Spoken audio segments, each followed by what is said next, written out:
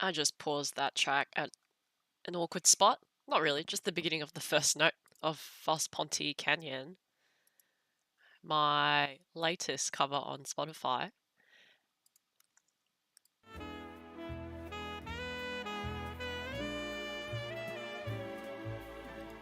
Bring in the jazz. Was bringing myself as well. Good morning. Sorry, I swear. Every time I say a time, it's always later than usual. I just get tired. Nah, it's on me. I don't keep myself accountable. Nah, not quite. Nah, I get lazy. I procrastinate just a little bit in the morning or in the evening. And then by the time I look at my watch, I'm like, oh no, I need to sleep now. I gotta stream the next morning. But, yeah. But I like streaming in the weekend. I think it's the only, unfortunately, it's the only time I can stream because I do work 9 to 5. I mean, there's nothing stopping me from streaming in the evening in Australia time, but then it's just more like I'm catering to the Australian audience. And I think that's when Europe wakes up. Yeah, so Europe would be working. Sorry, I kind of just like started chatting and didn't even introduce myself. Hello, Pitarians, I'm PitTan. We're playing Tyrion Cuthbert, Attorney of the Arcane, a video game made by Stephen Charles. Music's done by Carlos, Insane in the Rain, and Shady Cicada, and I'm featured as a violinist in here, so that's why I'm playing. But essentially this game is a love letter to Ace Attorney series. And we are essentially in the middle of case 2, and yeah, basically let's see how it goes. But yeah, back to my streaming dilemmas. If I do weekend mornings, Australia time mornings, it's like America's time evening.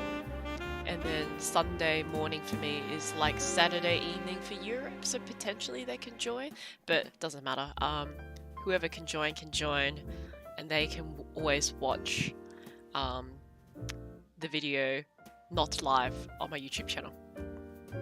We've got PS5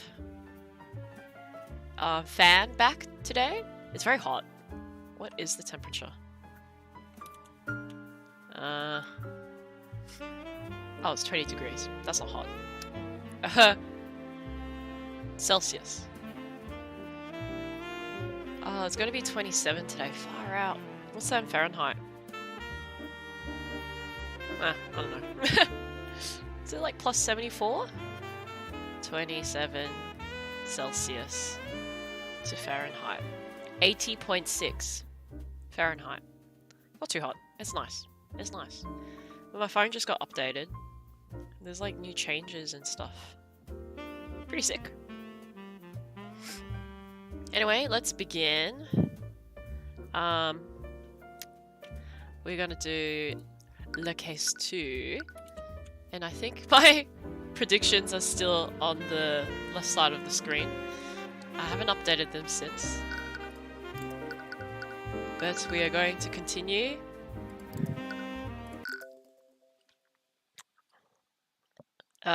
Short recap from my memory. We did the investigation. Sorry, not investigation. We did day 1 investigation, and we noticed twins from the kitchen that found the dead body of Miss Professor Bellwether, and twins lied about them having magic, but it turns out one of them can use magic. We still need to question Hughes, the janitor. Not Hughes. Yeah, Jan the Hughes. No, who's Hughes? But Jan the generator. And no, Jan Hughes. That's why I thought of Hughes. We need to question the janitor because he also saw the dead body, and I think we will do that after this investigation, yeah. Oh, hey Lily, how's it going? How's your day? How's everyone's day? Let me know in the chat. I'm gonna start, and then I'll look into the chat in a few moments.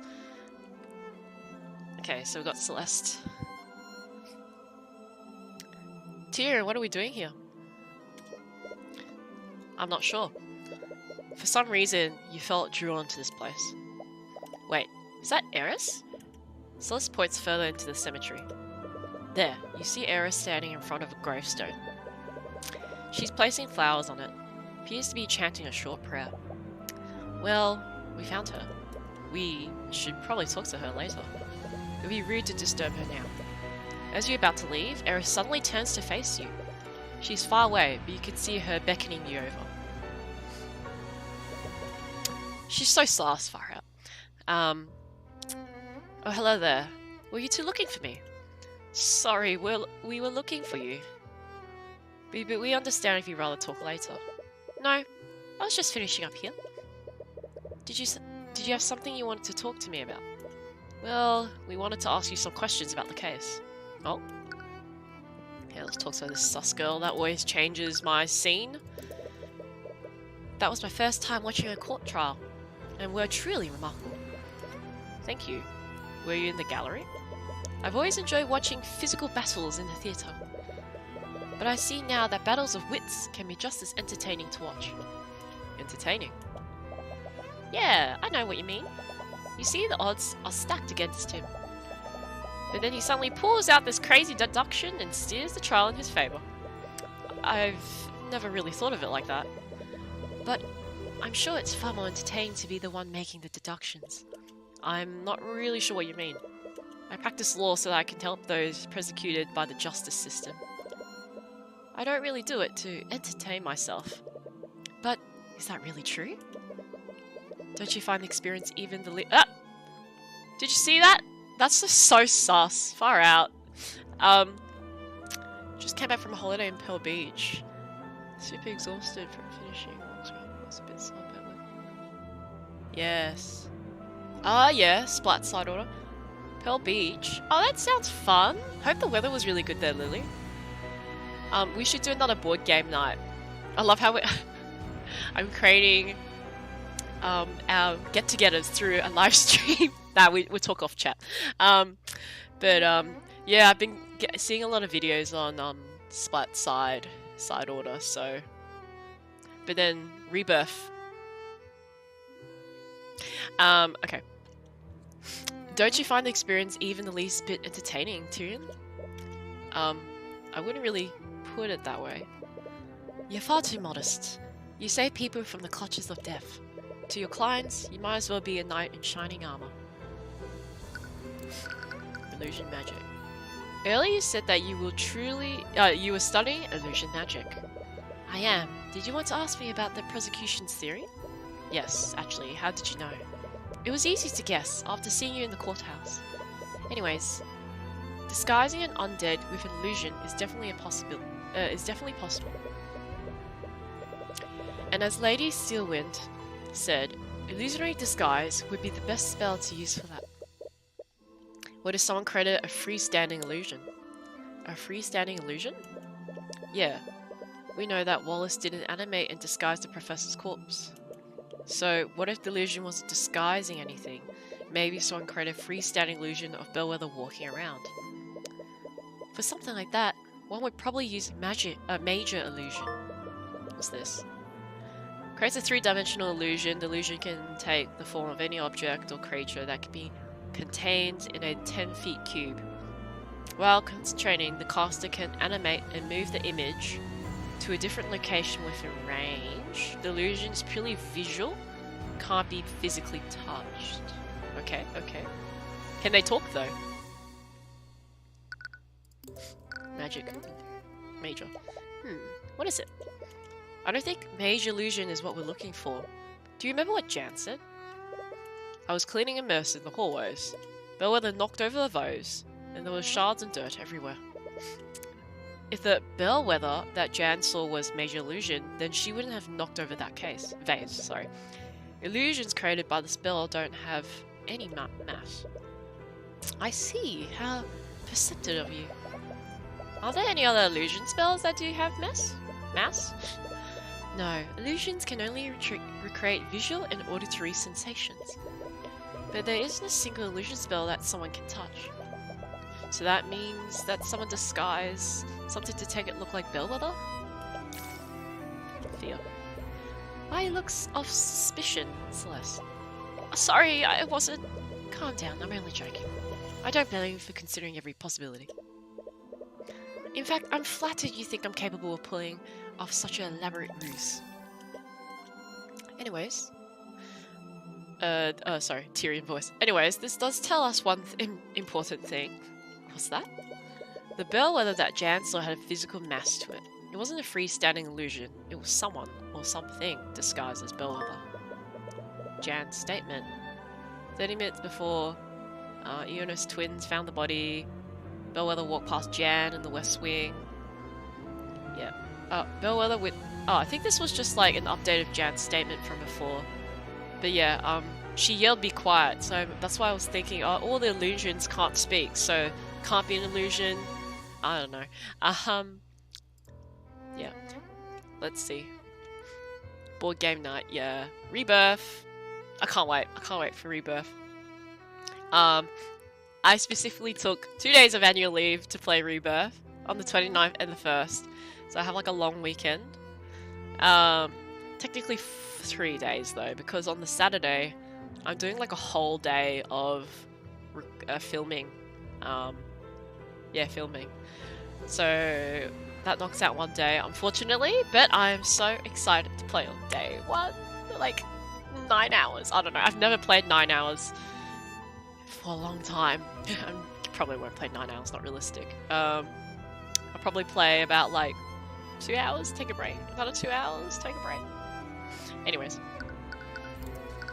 Gravestone. It's quite a shame, isn't it? Erisine's persistently at the gravestone. The name of the stone says Emily Grant, and her lifetime appears to be awfully short. So, she must have only been 12 years old when she died. So sorry for interrupting you. Was she someone you knew? Not personally. I'm actually here on Wallace's behalf. Sorry, give me a second. Okay. Wallace knew her? Wallace joined the academy as part of the program run by Headmaster Redmond. At the time, the headmaster was reaching out to mages among the common folk.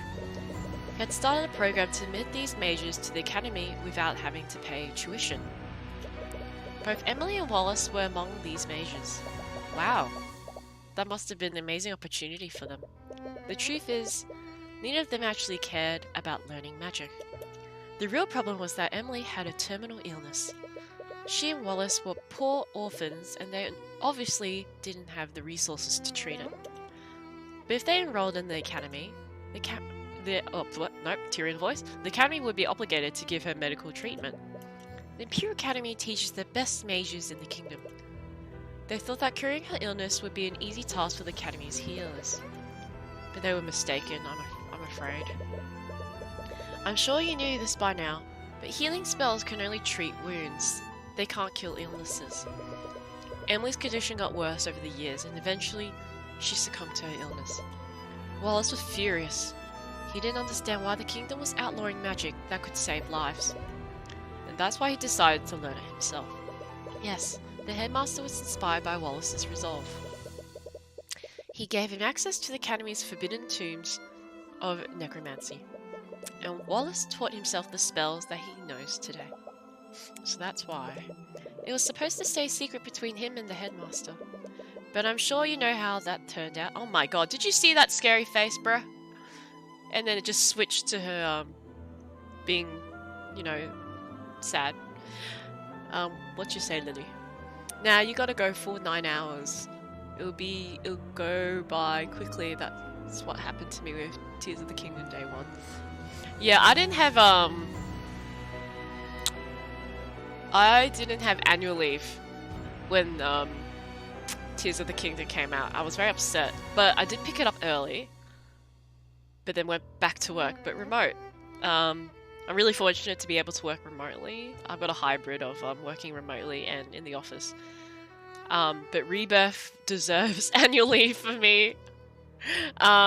Just because Tears of the Kingdom, like, it's a great game where I can just like stop and start whenever. Just, I think that's just because of the style of the game, open world. Hey Denny, how are you? Far out, yeah, my heart just, yeah. I freaked out a little bit in that frame, but now I'm okay. I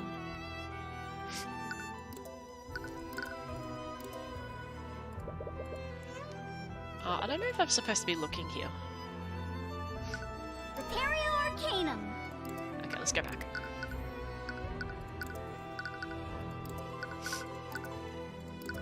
Oh, let's go library. Surely the necromancy. Oh, hello. Is my... Yep, okay. Oh, it's you, Mr. Cuthbert. Still in? What are you doing here? After what happened at the trial yesterday, I decided it would be best to start my investigation here. Right. Wallace was in the library for the entire morning. So it makes sense that she started her search here. Actually, since I have you here, have you seen Eris Ilmater anywhere? It's my understanding that you both acquainted with each other.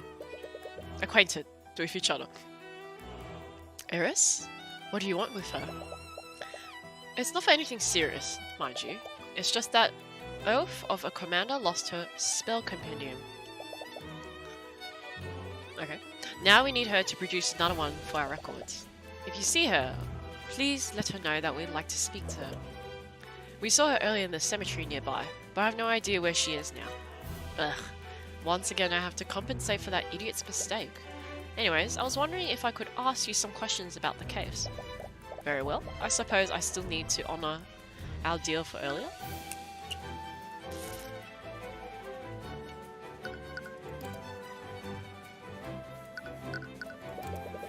Any leads? Have you had any luck finding the scene of the crime? Fortunately, I haven't.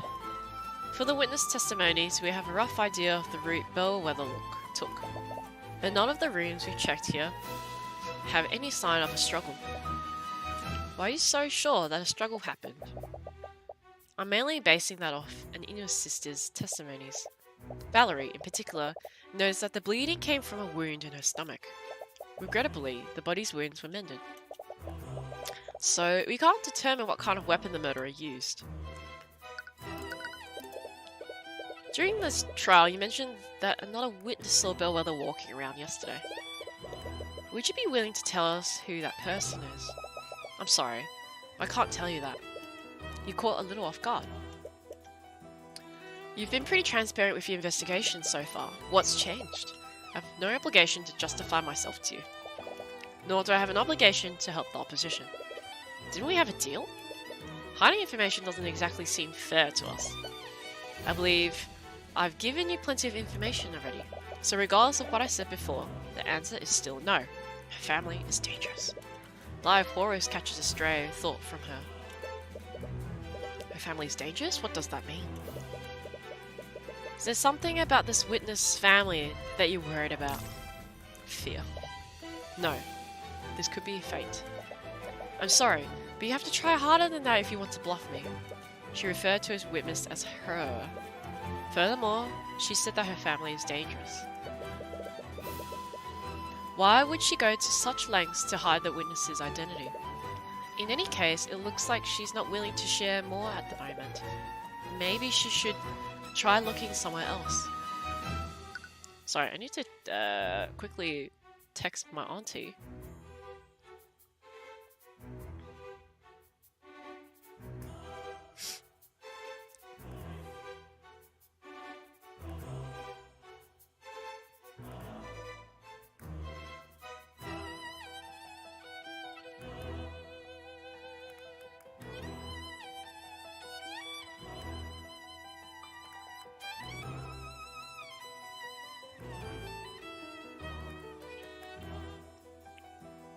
Okay.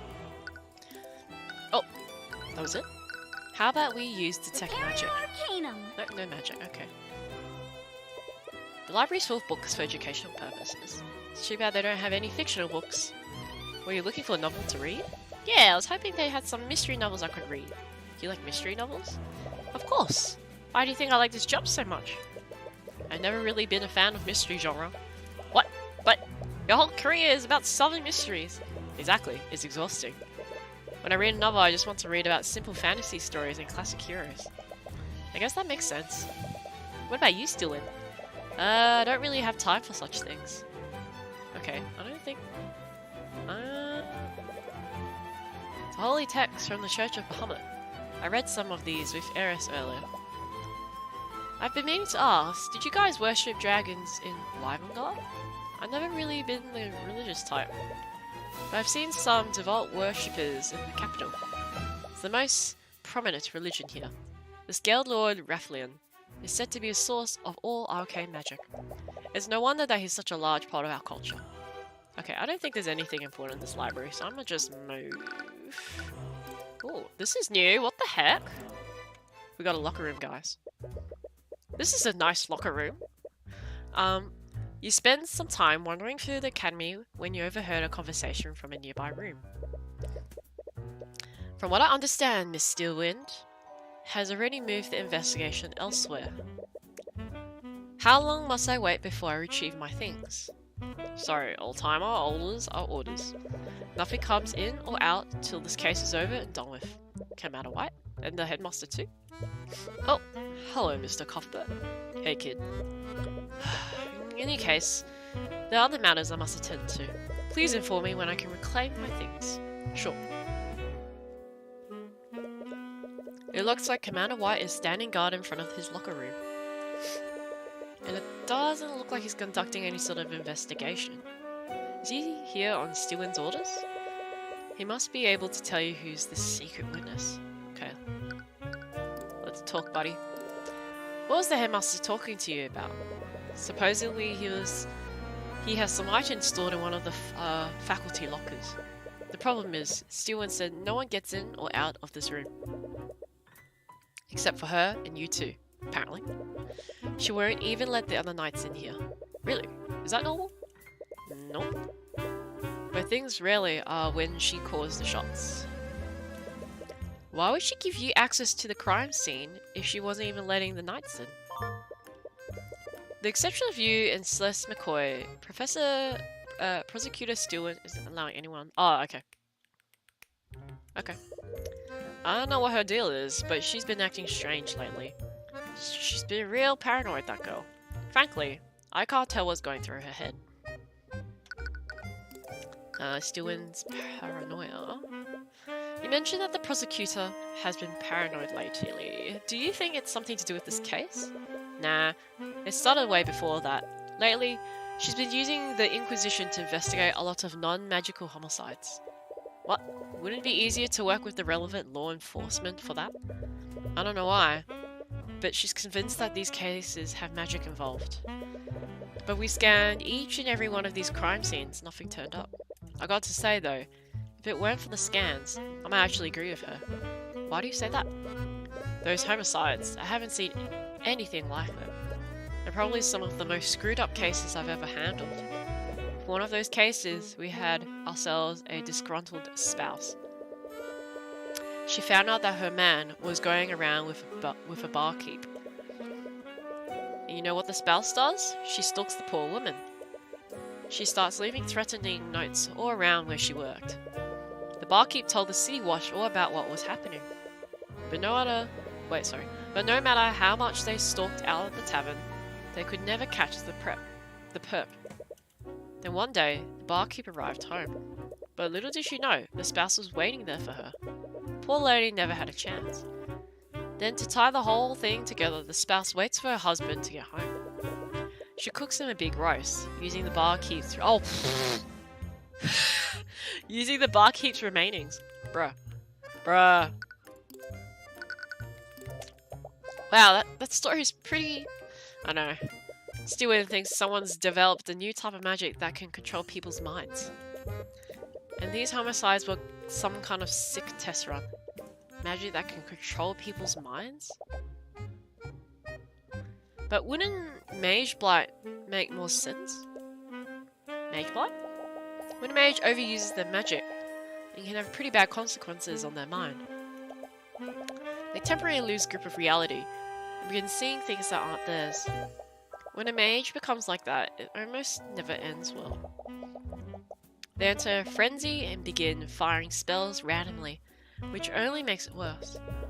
I've seen my fair share of magic blight cases, and this isn't like that. Not all the perps were mages, and the ones that were didn't even use their magic. One thing was that each of the perps almost seemed to wake up after we arrested them.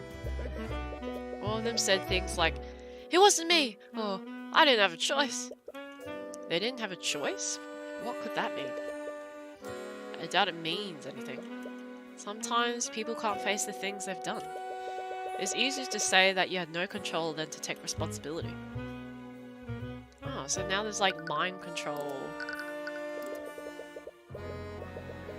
Maybe they mind controlled Jan to think Bellwether shouted "be quiet"? No, I have no idea. You wonder if you can mislead the commander into revealing the secret witness, who the secret witness is. During the trial, Miss Steelwind mentioned that someone other than Jan who just saw Bellwether walking around. Have you seen them around lately? We wanted to speak with them. Ha! Nice try, kid. Well, it was worth a shot. Honestly, I couldn't tell if I wanted to. I don't think anyone other than Steelwind knows who this witness is. I'm sure as hell don't. What? She's even hiding it from the Inquisition commander? Why is she being so secretive? It looks like the commander doesn't know who this secret witness is. Ugh. This isn't getting us anywhere.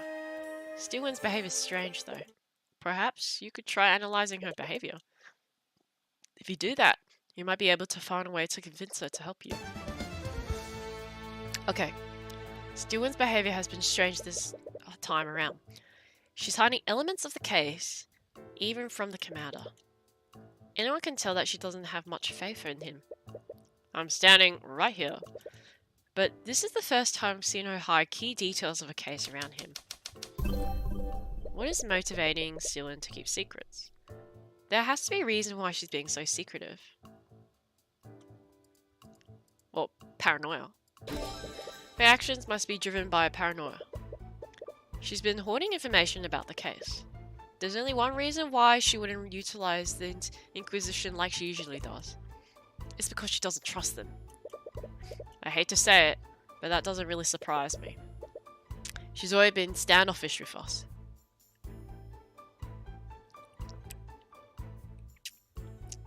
Coffee break. But there's one exception. Who has Steelwind trusted for this case? Why, of course, us! She let us investigate the crime scenes without any restrictions. Yeah, never really thought about that. Does she trust us that much? I don't think personally trust is the reason. Why does Steelwind trust us this time? I missed that previous sentence, sorry. We don't usually interact with her. And she's worked with the Inquisition on plenty of cases that we weren't even involved in. Okay, my face is blocking the last thing, but I'll just read it out. Maybe Tyrion isn't a member of the nobility? Oh, maybe Tyrion isn't a member of the nobility? Or Tyrion isn't capable of using magic. But then Celeste uses magic, so maybe just Tyrion isn't capable, is a member of the nobility. Nope, okay, never mind. Is capable of using magic. Nope, there's a key difference between us and between us and the Inquisition. We don't answer to anyone. We aren't subject to corruption. So why would they make Tyrion trust us this time around? Okay. Tyrion isn't controlled by the nobility? Aha! Yeah, I totally knew that. Stewan doesn't know much about us, but she does know that we aren't prone to noble corruption. Right. You indicated a noble during the... Oh, no. You indicted a noble during the last case. Meanwhile, the Inquisition usually bends to the nobility's whims. Well, I can't argue with you there. What can you infer about the secret witness? Using my insight, I could tell that she's worried about the witness's family. And if she's worried about the corruption from the nobility, that can only mean one thing. Okay, still, the witness is a noble. The witness has to belong to a noble family. That's why she's so wary of interference. But we're obviously not going to do anything corrupt. Why is she hiding the witness's identity from us? You recall seeing a thought through the eye. So regardless of what I said, the answer's no. Yeah, her family's dangerous, yep. I think she's worried about her safety. I guess harassing a noble could put you in danger. But I'm the protege of the infamous Ruby Timora. Yeah? Oh. Celeste's voice. Yeah.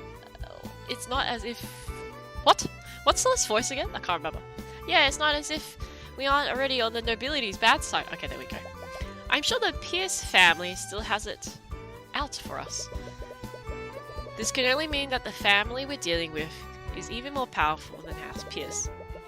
If the prosecutor is wary of them, they can't even be as powerful as the Steelwinds.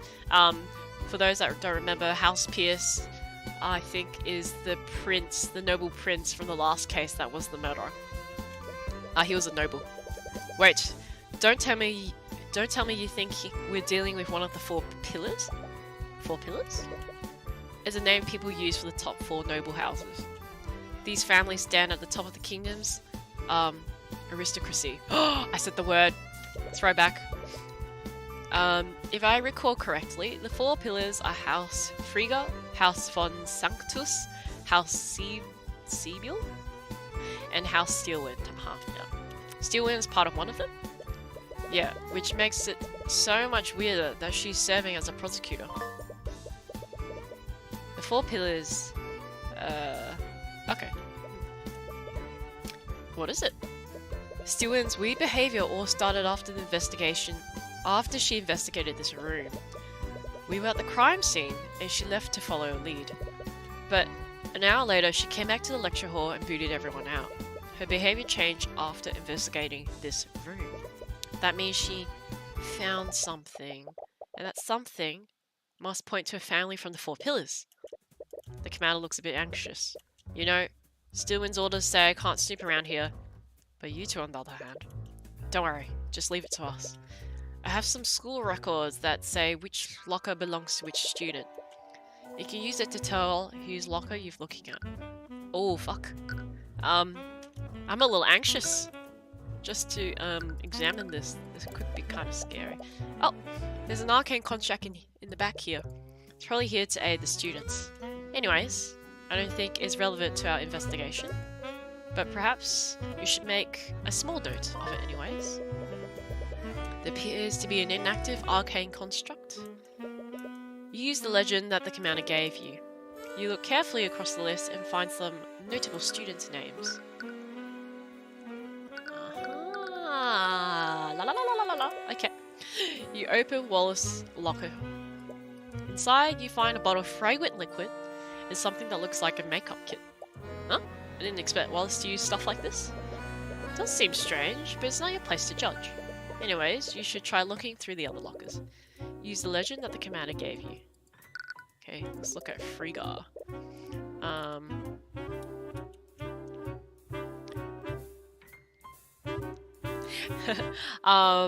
You open the locker with Miriam Frigga's ID number. Inside, you find a stack of worn-out textbooks and notebooks. Wait a minute. These notebooks all have Wallace's names on them. You open the notebook and look through its pages. It appears to be research on the art of necromancy. These are Wallace's notebooks? But why are they in Miriam Frigga's locker? Did Miriam steal his things? What's going on here? You and Celeste check the locker more thoroughly. Wait a minute. Tyrion, take a look at this. Yeah. They mentioned something ages ago that Wallace, the victim, always got bullied and swapped his swapped the locker's name tags with someone else. So I think his name tag was swapped with Miriam, who had the perfume and the makeup. Yep. That's blood. There's a stain of blood inside the locker with Miriam Figure's ID. Use the legend that the commander gave you. Let's make that as a prediction, because I don't know if they've actually noticed that. Give me a second.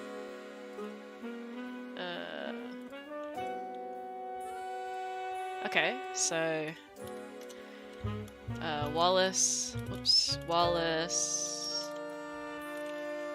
and Miriam locker tags switched.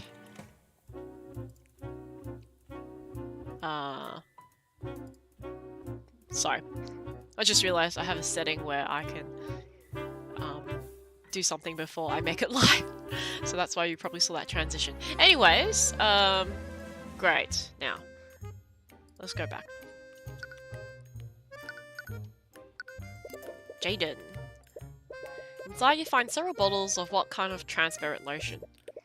There's nothing but lotion in here. I wonder why a student would need so much lotion. Maybe it's dry skin? You take one of the bottles to inspect it more closely. Wait! Tyrion, don't touch those with your hands. Some kind of sanitizing liquid. It's a little strange, but it doesn't seem to be related to the case. Okay, let's look at Warren. You open Warren Siebel's locker. Inside, you find some textbooks, neatly stacked deck of tarot cards. Oh, it's like those cards that fortune tellers use. I wonder if the student studies divination magic. But anyways, I don't think this is related to the case. I think we're good. We found a few things, but I really make sense of any of it. I really can't make sense of any of it. We should look at this from a prosecutor's perspective. Stewart found something in one of the lockers. Whose locker had the most suspicious evidence? Technically... yeah. No matter how we look at it, we found some insanely suspicious things in Frigga's locker. It had Wallace's notebooks and even some blood. But that blood is certainly something. Certainly strange. It implies that something bloody was stored there. Do you think someone stole it? No, actually, I think it was Steelwind who took it. Alright. Aura mentioned that she investigated this room. She must have taken the bloody item as evidence. It's that sword. I think it's the sword at the end of day 1 investigation.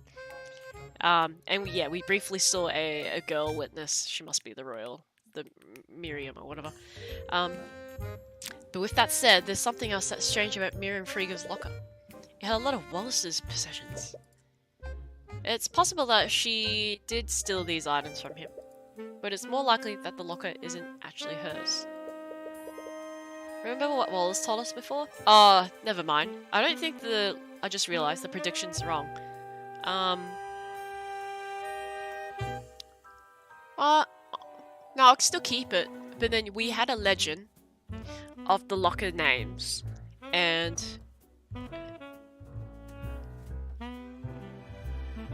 yeah, we had a legend of the locker names, so therefore if we go to the locker that does say, oh, I don't know, I'm confused. Okay, we'll see how it goes. Sometimes the other students would steal the ID. Oh, there you go. ID number off my locker.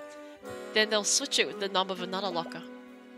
They thought it was funny whenever the student who owned the locker got angry with it. So someone switched the nameplates? That means that this isn't Miriam Frigga's locker, it's Wallace's. But that would mean that the bloody object came from Wallace's locker. It appears so. There's a stain of blood inside the locker with Miriam Fuge's ID number. This locker actually belongs to Wallace Nightgrave. Oh, okay, that makes sense. They swapped the ID number. Yeah, okay, that makes sense, yeah. Well, that was an easy prediction. That was short-lived. What should I do? How do I signify that this prediction was correct? Do I just delete it? Do I change the color? Can I change the color? Nope, that just changes all the text. Never mind. Let's just delete it. Or yes. Okay, I don't know. Let's leave that. But that's true. Why didn't Steven present the bloody item during the trial? I proved that Bellwether was wounded before Valerie healed her. Wouldn't that have been a perfect time to present what she found? There was a bloody item found in the defendant's locker after all. She could have easily proved that the nameplates were switched too. Right, that's weird. There's something more to this than you're not seeing, but what? I think we'll have to ask Steven ourselves. Thanks, Oral. See you later. Let's go back to Steven. Oh, you're back. We've uncovered a few things during our investigation. As Steven, Miss Steven, are you acquainted with a student named Miriam Frager? I underestimated him. I said it before, Miss Cuthbert. I won't fall for such obvious bluff. It's not a bluff, Miss Steven. And I'll prove it using the evidence we've gathered. Oh, let's go. Steven is paranoid, and for whatever reason, it's due to the involvement of Miriam Frager. If you could convince her to reveal why she's being so secretive, she might give you more information. Let's start.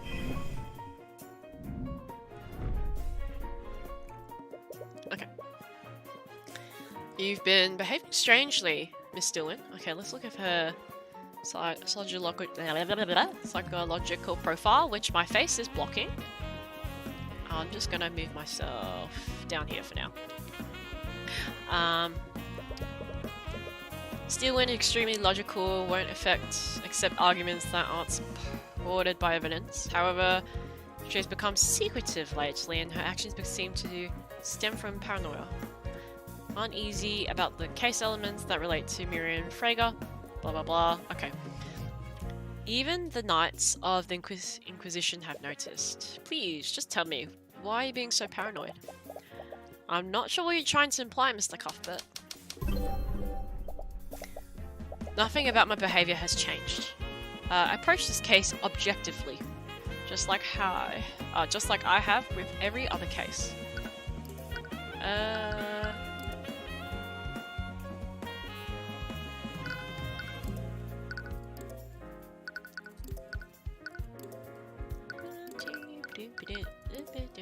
Okay, maybe I'll just present this. You ordered the Knights to stay away from the crime scene, and you've even taken it upon yourself to conduct the investigation yourself. That is not normal behavior for a prosecutor. I took those actions because the Inquisition is incompetent. How could I possibly trust them with anything? The Knights are incompetent, but even you can see the value of delegation.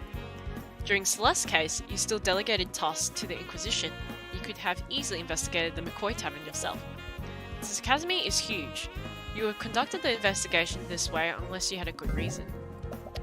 Then why don't you enlighten me then? Why would I act in such a way? Okay, we present to her.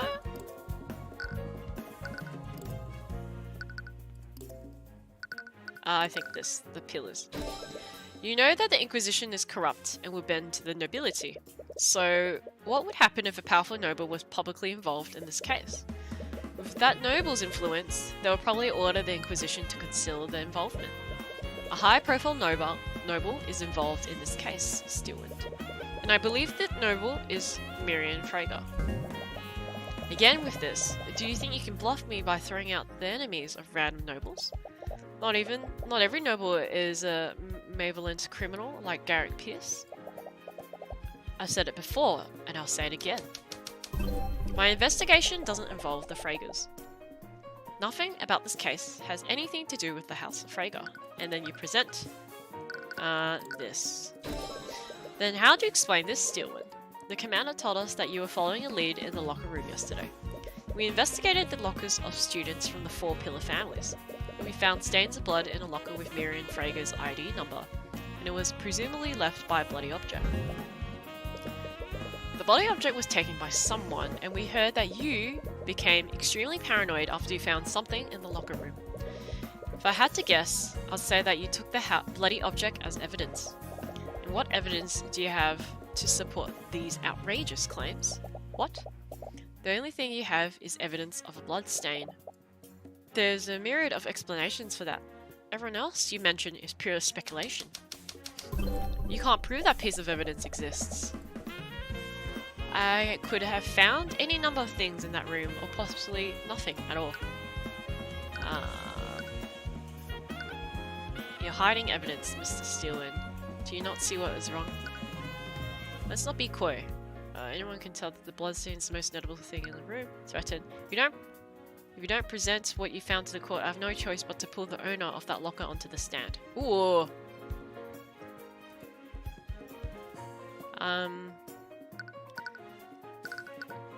Threaten? Appeal? You're hiding evidence, Dylan. Do you not see what... I think threaten. You found an object in the locker with Miriam Frieger's name tag on it. You don't present what you found to the court. I have no choice but to pull the owner of that locker onto the stand. That's ridiculous. You don't know that the locker in question belongs to Wallace Nightgrave. Can you unequivocally prove? Unequivocally? Yeah. Yeah, prove that, Miss Stillman. Because the way I see it, there's a lot of room for doubt here. Enough doubt for me to pull Miss Frager onto the witness stand. Boom. Nice. But if I had more context, maybe I would have to resort to that. Argument 1. Well played, Mr. Cuthbert. I suppose I don't have a choice, do I? You successfully persuaded Arya Steelman. Nice, nice, nice. The truth. Just so we're clear, I wasn't acting to protect the nobility.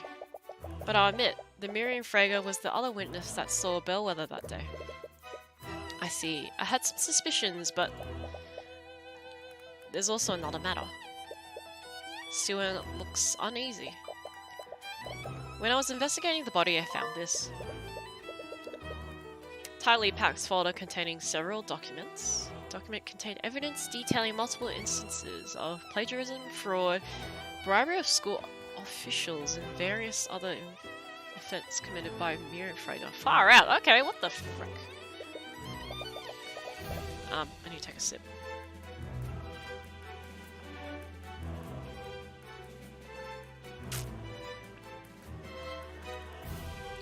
It looks like Miriam's been cheating at school. But why would Bellwether have some blackmail? Miriam Frager is considered a prodigy in the practice of conjuration magic. She's won a Linity of awards. And she will most definitely graduate with honours. If these files were to reach the public, it would absolutely ruin her reputation. Do you think that the professor was trying to threaten her? It appears so. When I discovered this, several elements of the case were still unknown. I decided to look through her belongings, and mistakenly looked through the locker with her ID. Found this in that locker. Aha! Here we go. A rapier covered in blood. It was found in Wallace Nightgrave's locker. Apparently, it's a valuable family heirloom to the House Frager. It was reported stolen by Miriam Frager weeks before the murder. Okay. It's very likely that this is the murder weapon. This rapier is a valuable family heirloom for the House of Frager. And a few weeks ago, Miriam reported that the rapier was stolen from her room. And then it was found in Wallace's locker. Not that I'm complaining, but why didn't you present this in court? To be honest, I like to avoid involving House Frager by any means necessary. I knew it! You're just protecting her, aren't you? Miss McCoy, Did you recall how Wyvern Guard's justice system works? So quite a defendant, you need to unequivocally prove that they didn't commit the crime. To that, they either need a solid alibi, or we need to prove that someone else committed the crime. What do you suppose will happen if you bring Miriam Frager to the stand? House Frager won't allow one of its members to be indicated in a court of law. Indicted, sorry. They'll plant and forge evidence to implicate your defendant, and they'll use the Inquisition to do so. So that's why you've been keeping them away from the investigation. Can't you do anything? The Steelwinds are powerful too, aren't they? I don't have the support of my house. Right now, I'm just a prosecutor, nothing more. Steelwind, you know this isn't fair for us. Just do nothing? Do nothing and let us win? Celeste! We can't go after Miriam, then you can at least help us save Wallace. I'm not going to do that. Why? What if Miriam Frager is the real killer? Her sword is the meta weapon and Bellwether was trying to blackmail her. I seem to recall another case where an innocent person's sword was used to frame them. As a prosecutor, it is not my place to decide who's guilty and who's not. I won't engage in corruption, even if it's to counter corruption from another noble house. I'm sorry. Do you know where Miriam is right now? Didn't you hear what I said? You can't let her think that there's even the slightest possibility you indict her. You'll bring the entire wrath of House Frager down on you. Regardless, I can't do anything for Wallace, unless I know everything that happened. Frager has the last piece I need to put everything together. Well, I suppose I don't have much of a choice, do I? Her dormitory is room 107. I imagine it should be there, considering classes are suspended. Thank you, Steelwind. If I don't tell you, I'm sure you'll probably just find out using some other means. But please, Mr. Cuthbert, be careful. Sick. What the heck? Whoa, why is it so dark? It's a very dark room. Oh, sorry, I kept skipping the text. You go knock on the door, but you don't realize that it's only partially closed. As your fist comes into contact with the wood, you accidentally push the door wide open. Look. Excuse me, how dare you barge into my room? Sorry, I meant to knock, but... Comstock, remove these hoodlums from my room. Acknowledged. From the corner of the room, an arcane construct stands up and starts making its way towards you. Before you can protest, it raises its fist to hit you. Celeste. Oh, fuck. She looks badass. You only have enough time to raise your arms and brace yourself for the impact. You close your eyes and wait for the blow, but instead, you hear the clang of steel against steel. Confused, you open your eyes and see Celeste standing between you and the construct. Her sword is drawn and she's using it to block the construct's fist. Upon taking a closer look at Celeste, the student stares curiously at her. Construct, stand down. Acknowledged. I'm terribly sorry for that. I wasn't aware that this was your servant. Celeste looks angry, but puts away her sword without a word. I haven't noticed you around campus. Are you a new student? She was a personal attendant. She must be important. What? You see an opportunity. Yes, my master just enrolled here recently. What? So this gives you a puzzled look, but you make a silent gesture back. After a moment, she seems to realize what is going. Ah yes, I just started here. Take your Miriam Frager? Yes, I'm honored that you recognize me. Such cute design, but sauce. It is a pleasure to make your acquaintance, Miss. I'm Celeste. Celeste. She catches herself and pauses for an awkward moment. Steelwind! I'm so Steelwind! Oh my god, Celeste. You can't believe her. There's no way she's gonna believe. Steelwind? It's a pleasure to meet another member of such a esteemed house. She must be from a branch family. Maybe I could use her. Wait, she's actually buying this? I just moved in and I thought I should introduce myself. Seeing as you're a top student in the field of Conjuration. Yes. Well, there's no backing out now. Lol. Questions. Miss Frager, I was wondering if we could ask you some questions about... Excuse me, I don't believe anyone has permitted you to speak. Oh, here we go. Celeste is still smiling, but you can faintly hear her grinding her teeth together. So, we heard about what happened with Professor Bellwether. I can't believe it. Yes, it's quite tragic what happened to her. She has always been an acquaintance of House Frager. She appears to be more receptive to Celeste. It might be better to let her take the lead on the questioning.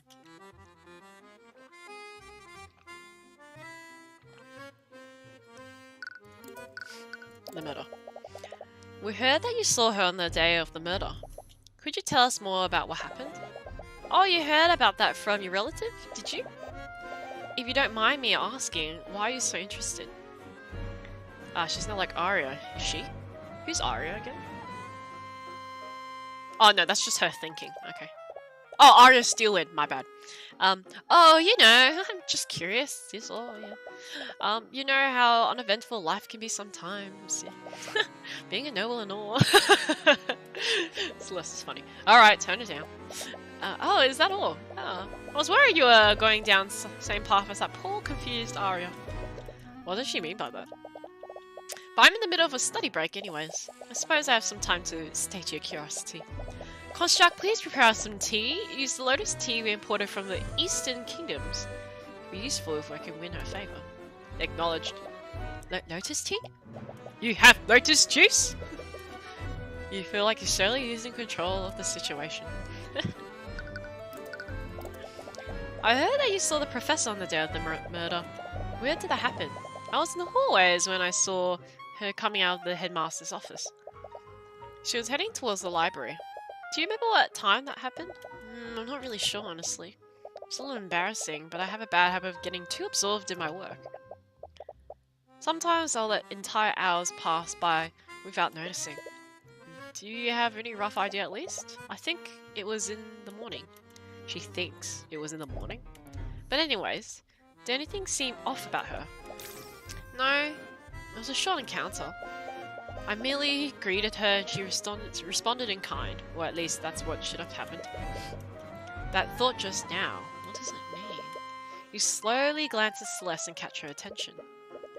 In small motions, you shake your head to indicate that Miriam is holding something back. Were you and the professor really on good terms? I heard you were pretty mean towards the other students. Towards the riffraff maybe, but not to students like us. She was a great ally to House Frager, at least she used to be. That's why we were planning on appointing her as the new headmaster. Wait, what did you just say? Oh, fuck. Okay. Replacing the headmaster. Did you just say that your family was going to appoint Bellwether as the new headmaster? Oh, I'm surprised you didn't know.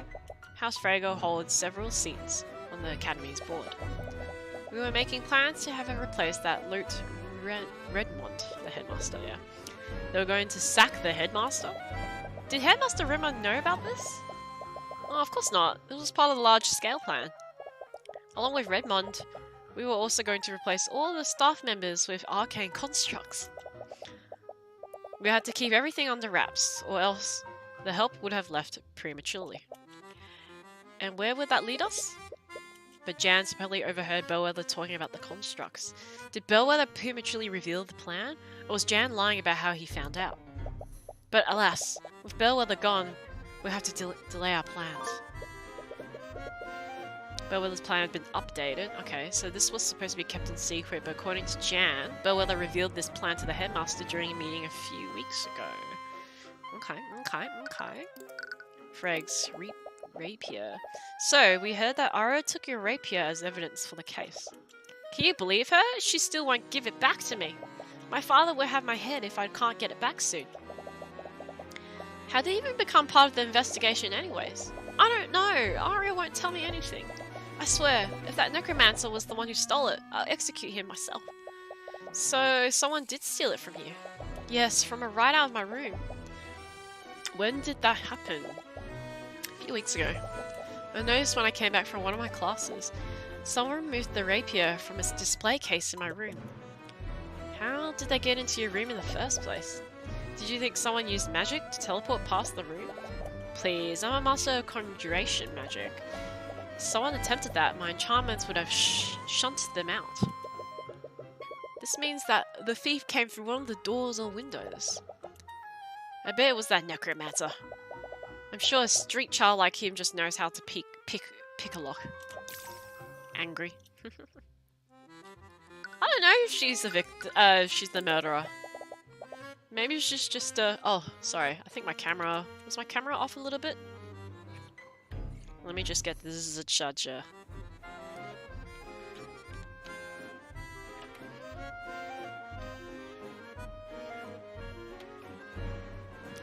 Okay. Oh, yeah, we're good. We're back. Your grades must have been amazing. Of course, as the inheritor of the House Frege, my grades are impeccable. It feels good to have my greatness recognized. That's strange. You don't see anything contradictory through the eye this time. You make a gesture towards Celeste to continue pressing her. Oh, what kind of magic do you study here? Oh, you must be joking. I study magic from School of Conjuration. Just like most members of my house. The School of Conjuration? That's the type of magic that specializes in spatial manipulation and teleportation, right? Yes, I consider myself quite the expert in that field. Why, the Crown Prince himself has asked for an assistance in the research study. It's nice to work with someone of my caliber. Again, you don't see any thoughts that contradict what she's saying. Does that mean she's not lying? She's smart enough to get the Crown Prince's attention. Why would she be cheating? Aria Steelwind. You said something about my wayward relative. Were you talking about Aria? Oh, I'm terribly sorry if I offended you. But I'm sure it must pain you to see the way that she's been acting lately. Yes, it's been extremely hard. Hang in there, Celeste. Did you know that she's even interrogated me about the murder yesterday? Do you believe it? A Steelwind running around a crime scene like a common knight? Why, if I tried something like that, my father would disown me. Does the nobility not approve of Steelwind being a prosecutor? You always thought that is strange. What is motivating her to do this? Honestly, you probably think she can do anything just because of her betrothed. Brotheled, sorry. Betrothed. Celeste's eyes perked up upon hearing this. You'd be lying if you weren't also curious about who this Esther is. What? But you shoot her a stern look that tells her to stay focused. You can't risk blowing a cover for some gossip. More talk? Whoa, so much talk. Arcane constraint. Okay. You have an arcane construct in your room. I thought they were only in the library and the locker room. This construct was a gift from the House von Sanctus. I have to say, they're quite convenient to have around. They they look really cool. Maybe I should get one. You should. A construct would be far more useful than this attendant of yours. She's like, unfortunately, there are still some issues with their intelligence. Their intelligence? They're issues when you give them complex commands. It might be easier to show you. He returns to the construct and begins gesturing towards it. Construct, please retrieve my textbooks and bring them here. Then cast Steelwind Strike at this location. After that, retrieve some plates and set them out at this table. Acknowledged. What? The construct stands up and retrieves Miriam's textbooks from among the shelves in the room. Brings them to the table you're sitting at, just like she's ordered. But then, it suddenly stops moving. Wait, what happened? The construct obviously can't cast Steelwind Strike. So, my second command was impossible to carry out. But, did you notice something else? It ignored your third command too. Correct. My third command was possible to carry out. So why did it ignore that command? Constructs execute serious commands in the order that they are given. But let's say one of these tasks is impossible to complete. When the construct gets to that task, it will deem the entire series impossible to complete. Ah, okay. As a result, it will stop executing the series altogether. So if a task is in a series of commands is impossible, then that command will interrupt the sequence of commands. Cool. Okay. If a construct is ordered to task A, B, C, it will process each of these tasks individually. Task B is impossible. Construct won't realize this until it reaches Task B. When it reaches Task B, it will deem the entire series of command as impossible, therefore won't complete Task C. Okay, that makes sense. Miriam's just snobby and accidentally got roped in. Yeah, probably. I have a feeling she's just an unfortunate... yeah, unfortunate... Not victim. Yeah, she just got roped in. Lady Steelwind, I'm afraid we must leave now, if we want to make our next engagement. Oh, right. Yeah, let's go, servant. Oh, leaving already? It was a pleasure talking to you. Yeah, sure. I hope to see you around. Lamau. You make your way back to the foyer with Celeste. With all the time you spent, you only had a brief moment of time before night falls.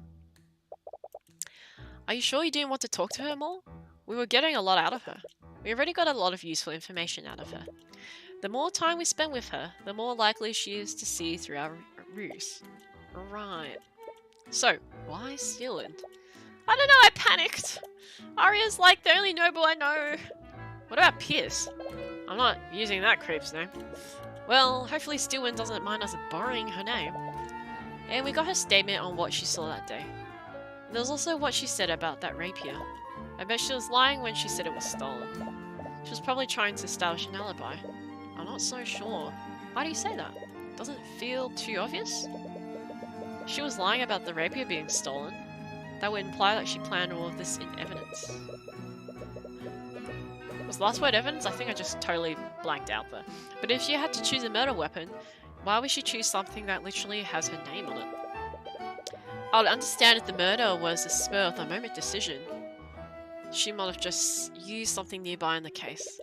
But if this was a premeditated murder committed by Miriam, that rapier would be the last weapon she would choose. Right, I guess that makes sense. There's also the evidence of academic dishonesty. It doesn't match with what we heard from Miriam.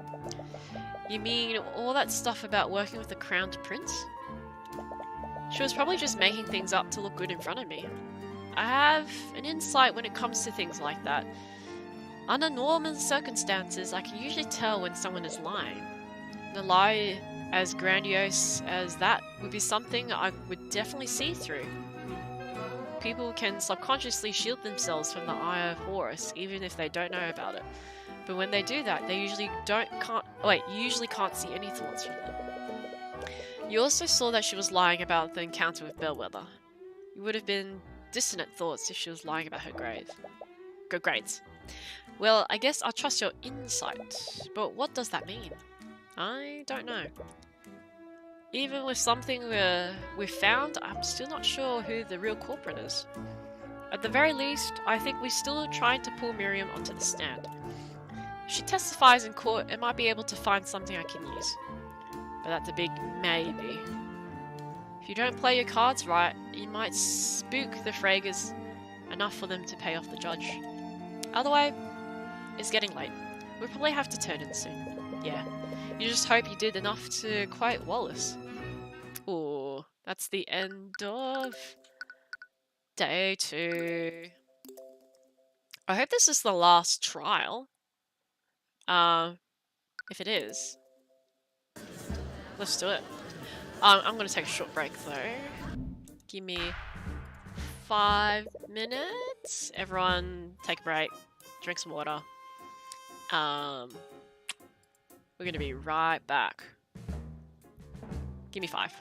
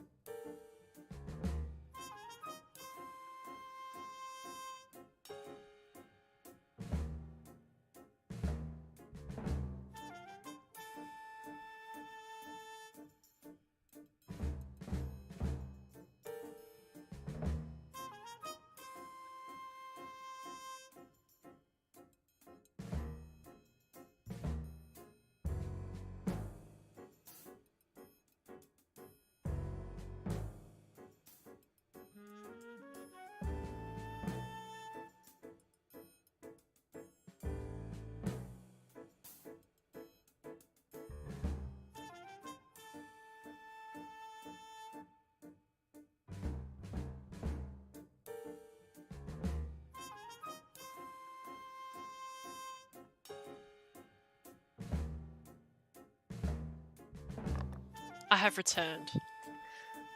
I forgot to move my camera. I just realized. Whoops. ちょっと待ってください.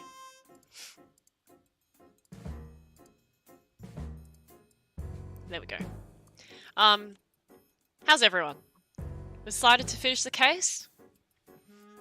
I want to finish it today. Oh, hit my leg.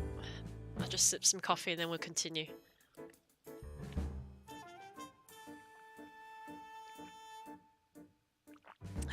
Can't believe it's almost the end of Feb.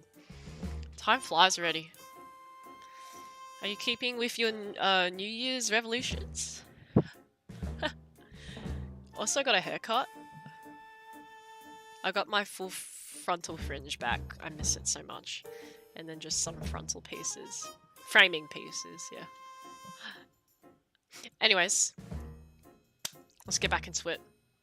How do I do the judge's voice again? I accidentally clicked. I accidentally clicked. Court is now resumed to the trial of Wallace Nightgrave. Let us review the proceedings from yesterday. Excuse me.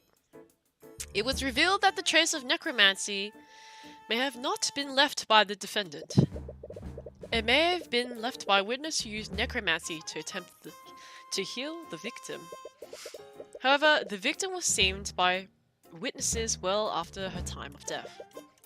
This could only be examined by the defendant using necromancy to animate the victim's body. This leaves the question, where did the murder take place? Does a prosecution have an answer for this? Based on the testimonies of several witnesses, it is very likely that the murder took place in the library. Interesting. What led you to this conclusion, Miss Steelwind? First, I'd like to remind the court where the victim was sighted before the body was found. It began where the victim had a meeting with the headmaster near the center of the building. Sorry, I'm a bit twisted here. No, we're good. Our meeting was scheduled for 12 PM. According to my schedule for that day, our meeting lasted for an hour. This brings us to the statement of the next witness, a student at the academy. The students saw the victim walking in the hallways. I saw her coming out of the headmaster's office. She was heading towards the library, which means that our first witness saw Bellwether leave the headmaster's office. Presumably, this would have happened after her meeting there. That would time her counter at around 1 PM. The other event is the discovery of the body, which was when Valentina Enos contacted security. I suddenly spotted the professor lying in the pool of blood in the classroom.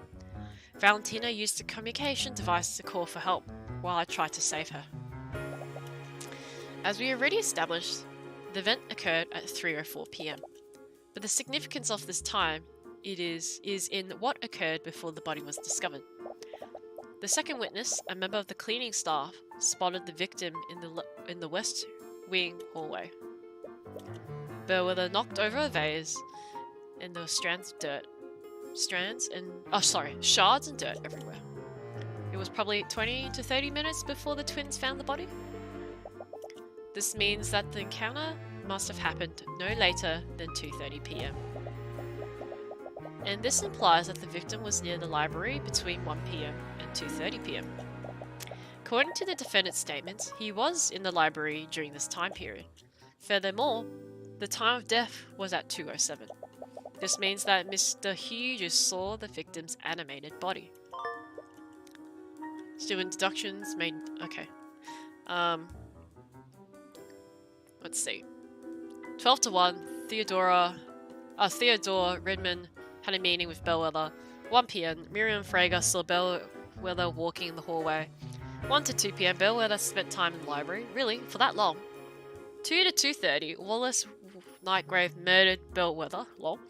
2:30, Jan Hughes witnessed Bellwether walking towards lecture hall 2B. 3 PM, the unit sisters discarded Bellwether's body. Okay. I see, your deduction certainly tracks, Stillwind. What do you have to say in your defense, Mr. Cuthbert? The prosecution's argument is definitely well thought out, Your Honor. However, it is entirely predicted on the testimonies of all the witnesses involved. Stillwind's deduction has to have a hole somewhere. And since your conversation yesterday, you had a feeling that Miriam is hiding something. If you want to get to the truth, you need to drag that out of her through cross-examination. Your Honor, to test the validity, I know that word. But is it validity or validity? I can't remember. Anyway, of these claims, the defense would like both of these witnesses to testify. The defense calls Miriam Frager to the stand. Frager? At the mention of her name, the judge's face turns a bit pale. I had a feeling it would come to this. Do you have any objections, Miss Stillwind? I do not, Your Honor. Very well. Baliev, please escort Lady Frager to the stand. Witness, please state your name and occupation for the... You little snakes! How dare you deceive me? Oh, it looks like she found out. I had the opportunity to debrief the witness beforehand. Miss McCoy, for the record, I'll tell you to exercise discretion. I did not mention that you should impersonate a member of my family. Yeah, sorry about that. I gave you all the tea that I imported from the Eastern Kingdoms. I demand that you return it to me. No, you gave them to me. They're legally mine now. Ahem. I'm not sure what business with the witness is, Miss McCoy. But I ask you please handle your personal disputes outside of the courtroom. Anyways, Miriam, could you please testify to the court about your encounter with the victim? Very well. Poor Miriam. I was working on a research project in my dorm room when I decided to take a break. I left my room and went on a walk. That's when I saw Professor Bellwether exiting the headmaster's office.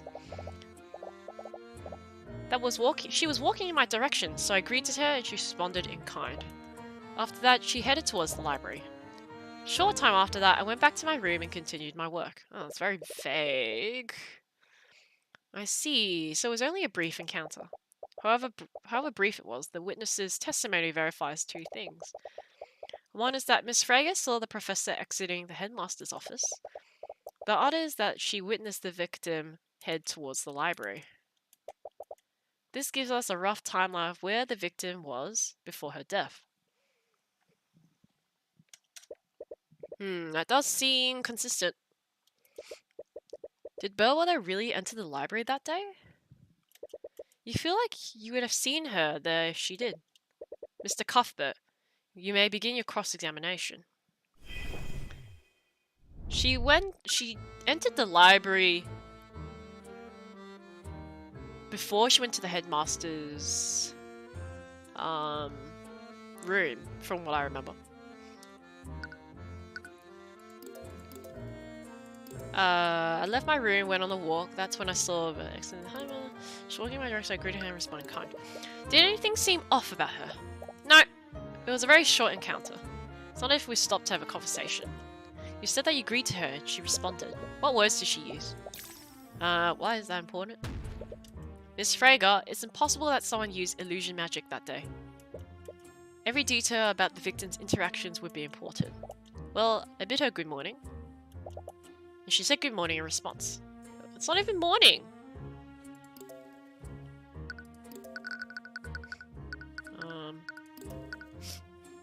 Objection! Miss Frager, if I recall correctly, you have a habit of getting absorbed in your work. So much so that you even lost track of the time of the day. Yes, but what does that have to do with my testimony? Earlier in today's proceedings, the prosecutor made the following argument. Our first witness saw Bellwether leave the meeting with the headmaster that would time the encounter around 1 p.m. Miss Frager, if you said good morning to the professor, you have made mistaken, because that encounter would have only happened during the afternoon. And your point is? You said it yourself, Mr. Cuthbert. The witness simply lost track of time. What the witness said isn't what's important. The significance is what the professor said in response. She had just came out of the meeting that was scheduled for noon. She would be very aware that it was no longer morning, so why would she respond, good morning? Would have she corrected the witness? This encounter was extremely short, and the victim's mind may have been preoccupied. She could have easily responded to the witness without thinking. I'm going to be honest, I kind of agree with her. It's not hard to believe that they were both confused about the time. Definitely a stretch, but you still can't shake the feeling that she's hiding something. Every time you ask her about how Bellwether acted that day, the eye picks something up. She has to be something there. There has to be something there. Miss Frager, you haven't been entirely truthful in your testimony, have you? That's absurd. What reason would I have to lie? Such a small detail, why does he even care? Every detail about how she acted is important, Miss Frager. What aren't you telling us? Mr. Cuthbert, you have no basis to accuse the witness of perjury. Yes, you will stop this at once. Miss Frager, you're lying about how Bellwether responded to your greeting, aren't you? All she did was yell? It doesn't make difference. All she did was yell at me. Miss Frager, is it possible that Bellwether's response was less than friendly? What do you care? What difference does it make? Why is he being so persistent? My job is to make sure every part of your testimony is truthful. Every detail matters, no matter how seemingly insignificant. Mr. Cuthbert, you will stop this or I find you in contempt. The professor yelled at you, didn't she, Miss Frager? So what if she did? I'm sorry, but there's no going back on what you just said. So, you do admit that you're yelling at you. Ugh, you impenitent little... Yes, I admit it. The professor didn't greet me back that day. Good morning, Professor. Be quiet. Ah. Wow. She yelled at me to be quiet. But then we had always been nothing but courteous with each other. I don't know what got into her that day, but something put her in a foul mood. But that's it. Everything else I had said was the truth. I did see her come out of the headmaster's office and walk towards the library. That part is true. So she wasn't lying about that. Oh, that changes things. So is that or, Mr. Cuthbert? What do you mean, is that or? The badgered this badgered this witness, or you could prove what exactly? The witness committed perjury. The witness changed a small detail of her testimony. Oh, hello, big bro. Thanks for joining. The witness changed a small detail of her testimony. A detail that is inconsequential into this case. It was clearly an act with no malicious intent. After seeing his thoughts, it's hard to disagree with that. You were so sure that the eye would lead you somewhere. But Frager was only lying to save face. The witness saw the victim leave the headmaster's office and head towards the library. Do you have any concrete evidence to refute that, Mr. Cuthbert? No, I suppose I don't. Wait, is this really okay? At this rate, this will be the only chance you have to cross-examine her. I don't think she's lying anymore. And I was really pushing my luck earlier. If I continue pressing her, the judge might actually change me with contempt. If Miriam isn't the one that's lying, then... Defense has no further questions for the witness, Miss Stewart. The prosecutor stays silent for a while. She almost looks disappointed. Very well, Miriam, you are dismissed. Well, hey, Beric! Now you can see where I'm up to, and I believe, yeah, you finished this case, right? Can you let me know if this is like the last trial? Or was that a spoiler? Anyways. Miriam still looks like she's fuming, but she leaves the room without protest. The judge breathes a sigh of relief as the young noble is escorted out of the room. Now, with that out of the way, what else do you have, Mr. Cuthbert? The only way to refute the prosecutor's theory is to cast doubt on one of the witnesses. If it wasn't Miriam, then. Stewin, to test your theory, you must question every witness that saw the victim that day. So, with that said, the defense would like to call Jan Hughes to the stand. I hope you understand, Mr. Cuthbert. Your entire case rests on the assumptions that one of the witness accounts is incorrect. If your cross-examination of Mr. Hughes leads nowhere, then I hope you're ready to concede. You don't like the sound of that, but she's right. Unless you can find something in Jan's testimony, you won't really have anything to disprove her theory. Bailiff, please bring Mr. Hughes. You want to be spoiled? Yes. Wait, what?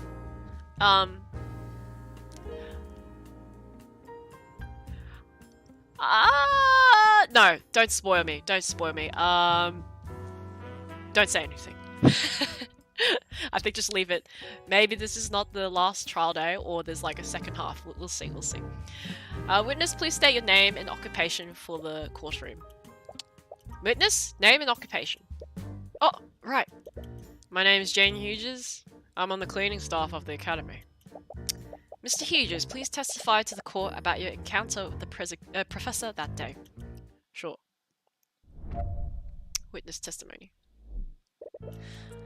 I saw the professor when I was cleaning the West Wing hallways. It was about 20-30 minutes before the body was discovered. She walked by me, but she looks pretty out of it. I heard she was undead when this happened. Pretty creepy if you ask me. After that, she went into the empty classroom. What? That was like freaking nothing. Come on, Jan, what are we supposed to do with that? I don't know, you guys are the lawyers. It's just telling you what I saw. Mr. Cuthbert, you may begin your cross-examination. Yeah, so no further spoiler from me. Yeah, great, thanks, Beric.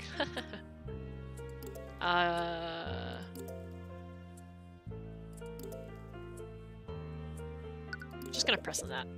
Did you see anyone else enter that classroom? I'm honestly not sure. I wasn't paying much attention to her. I did think it was weird that she went in there. With that funky smell, I can't think of why anyone would go there willingly. Right, the headmaster's mistake about the rancid smell in that room. Okay, there was nothing to that. Let's just press on every, yeah? How are you so sure that was 30 minutes before? I always check the time to make sure I'm on schedule. I was supposed to finish cleaning the halls by 3 p.m. Right, the body was discovered at 3:04. What was the professor like, Mr. Hughes? Oh, okay, I was like nothing. She walked past me. Did anything else look off about her? I mean, yeah, she was an undead after all. That remains to be proven, if you say so. Anyways, what was her demeanor like? She looked like she was in a bad mood. Either that, or she was tired. But I guess she was really dead inside, literally. Why is he not saying about how she knocked over the vase? I believe you got a few details about what the professor did. Yeah? Oh, sorry. Hard to remember these things sometimes. Which details should you ask him for? Did she do anything to you? Did she touch anything? Did she make sounds? Yeah, did she make sounds? Did you hear her make any sounds? Oh, yeah. After she knocked over the vase, she yelled at me, "Be quiet!" But didn't even say anything. This detail could be extremely important. Please add it to your testimony, Mr. Hughes. Whatever you say, man. Okay, and then we're going to present.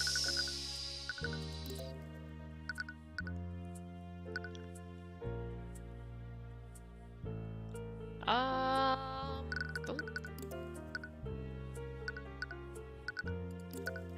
I want to say how she screamed at maybe this, because objection.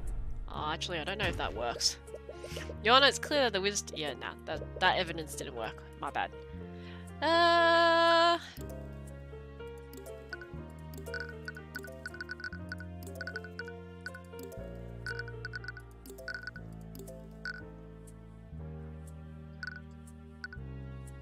Wait, hang on.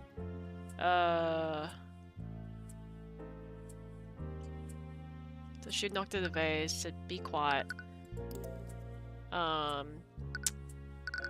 Anything about the girl?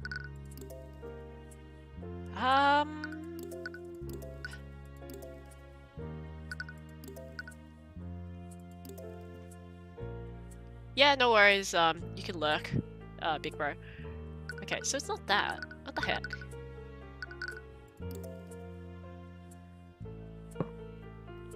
Died at 2:01. Died at 2:01. It's a bit... Oh, okay, understand. Oh, okay, yeah. What the heck?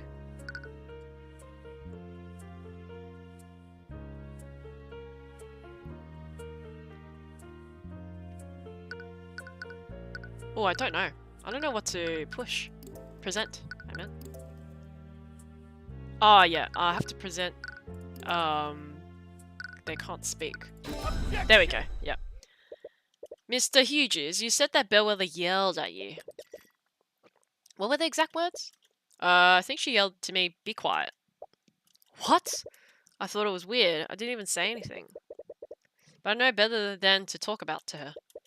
That's the thing, Hughes. The prosecution's theory is as such. The professor was murdered in the library and was reanimated using animated corpse. With a quick illusion spell, no one would notice that she was undead. However, if what you saw was truly the undead Bellwether, how did she speak to you? Huh? That doesn't make any sense. Mr. Hughes, undead can follow simple orders, but they don't have the intelligence to speak. Perhaps the witness was mistaken. No, I'm sure I heard her yell at me. I remember because what she said doesn't make any sense. Exactly, he didn't say anything, but she still yelled at him to be quiet. Wait a minute. I'm afraid I don't understand. We've already established that the victim was dead long before her encounter with Mr. Hughes. But if what we saw wasn't an undead, what was it? Had to be an undead. What explanation is there? Couldn't have been a major illusion, otherwise it wouldn't have been able to shove Jan out of the way or knock over the vase. Whatever it was, someone probably used illusion disguise to make it look like a Bellwether. Does that mean it was a person? No, if it was a person, how did Bellwether's body end up in the lecture hall? Bellwether wouldn't have been able to turn herself invisible if she was dead. And whatever Jan saw, it seems to be something that would have transported Bellwether's body unseen. It would have also... it has to be her. Okay, my suspicion is still that Miriam's the killer. She can transport bodies. And somehow she might be working with Eris. So the bellwether that Miriam saw was an illusion, or she's lying. Probably illusion. Created by Eris. Or was it Eris that killed?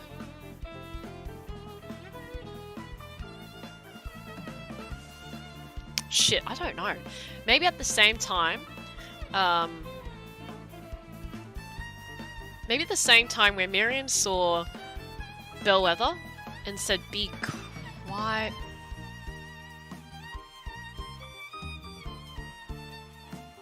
Or was it the construct that said, "Be quiet"? Oh my god, I don't know. Okay.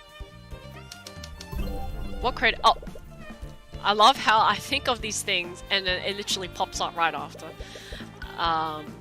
Construct.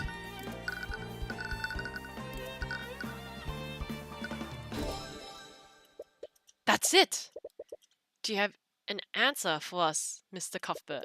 What did the witness actually say? See, Your Honor, the witness didn't actually hear the dead victim speaking. What he actually heard was her voice being recreated using magic. Are you trying to say that her voice was recreated using a spell? Not a spell, Steelwind. It was artificery. And whoever the murderer is, they had the perfect piece of artificery available to them. One programmed with Catherine Bellwether's voice. You can't possibly mean? That's right, Steelwind. What Mr. Hughes saw was an Arcane's construct. You popcorn emoji, yeah. An Arcane construct? Think of it as a magically animated suit of armor, Yon.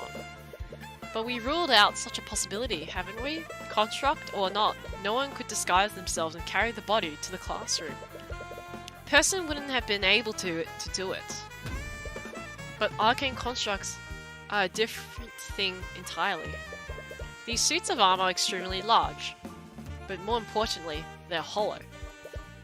I see.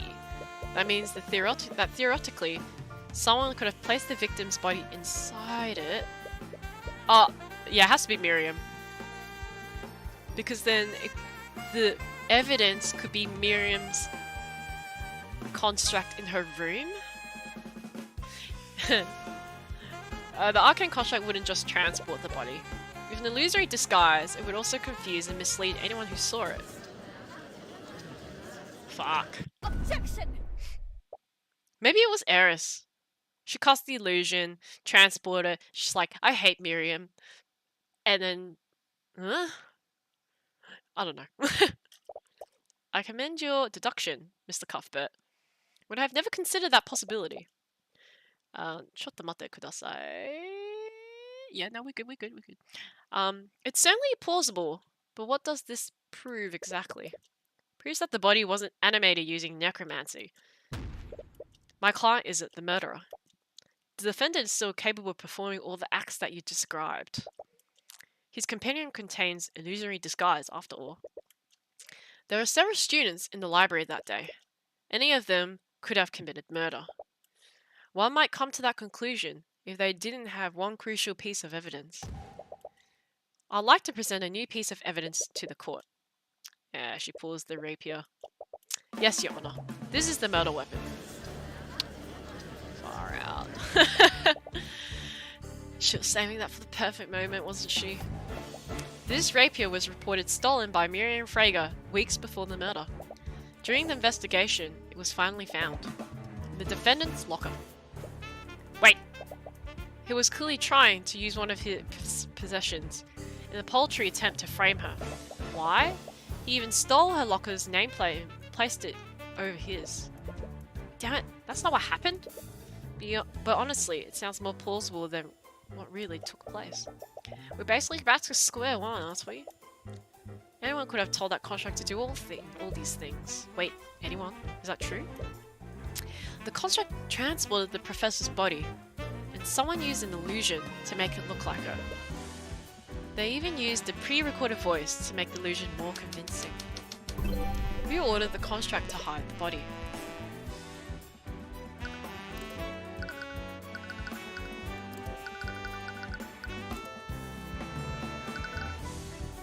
Maybe it was Eris.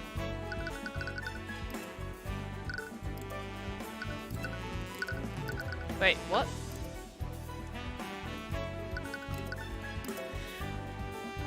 Pre-recorded voice to make the illusion more... Pre-recorded voice. Transported the... Construct transported and someone used an illusion to make them... Okay. Eris? Nope. Oh. Ah, okay. Miriam then. No? What? You ordered the construct to hide the body? Who is it then?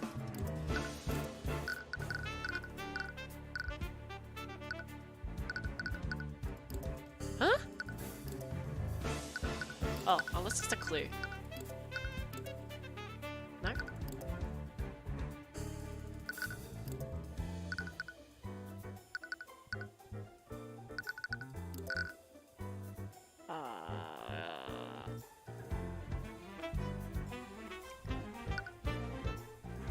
Voice lines can be changed and adjusted by Academy Headmaster.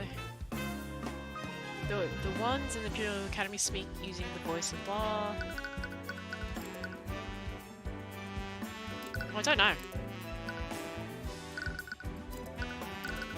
Can't be Jan. Jan Hughes? No. Is it Wallace? I'm actually confused. But not all of their functions are enabled. Oh, who would have every function? Oh, okay, yeah. Wait, what? Who is it? I'm actually confused. Oh, right. Didn't press the actual. There we go. Several memories flood back to you. Mr. Hughes, you said Bellwether yelled at you.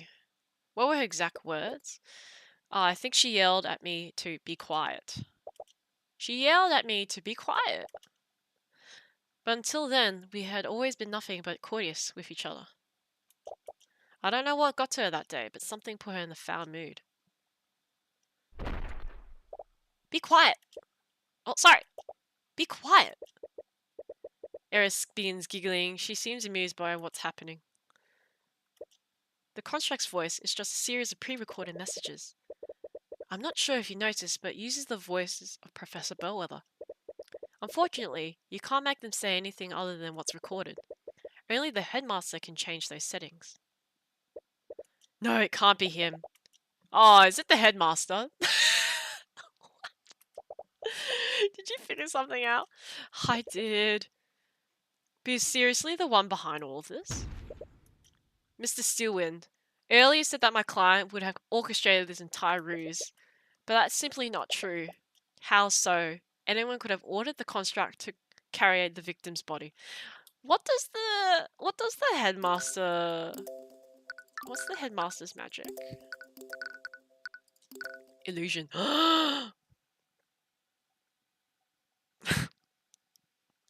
Slipped right through my fingers.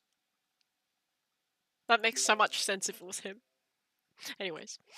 How so? Anyone could have ordered the construct to carry out the victim's body. Yes, but not everyone can change what the constructs are able to say. Only one individual has the credentials for that. Theodore Redmond, the headmaster of the Imperial Academy.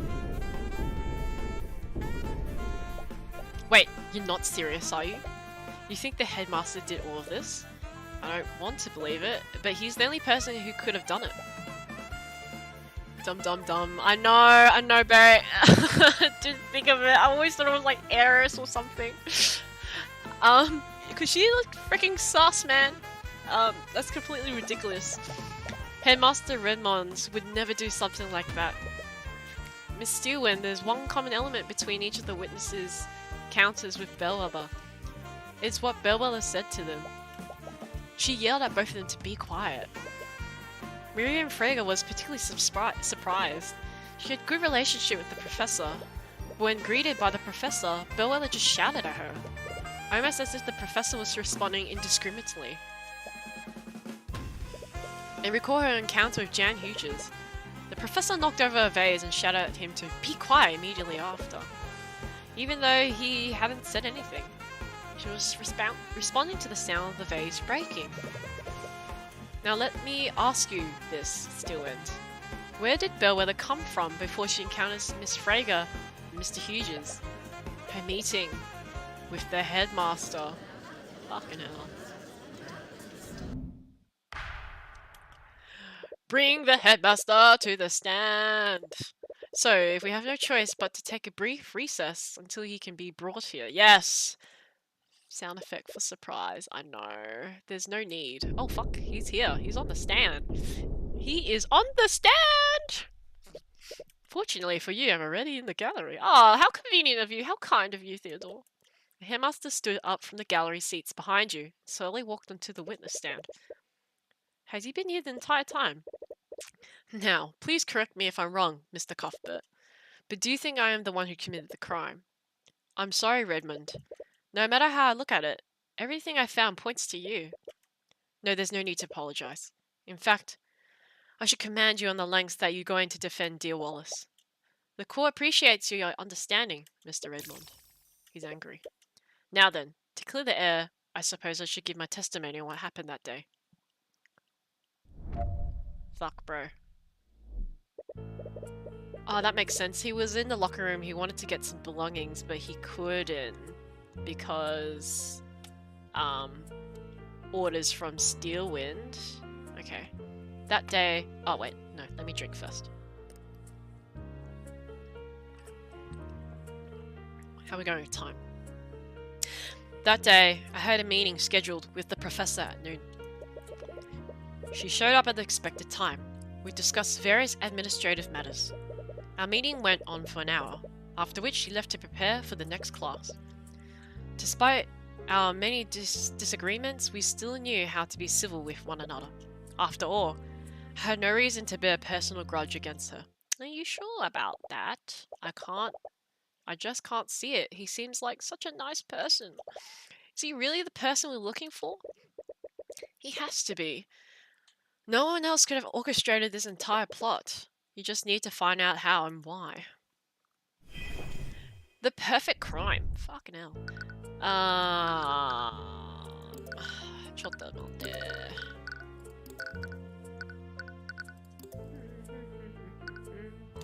Hold on, what was this dishonesty again?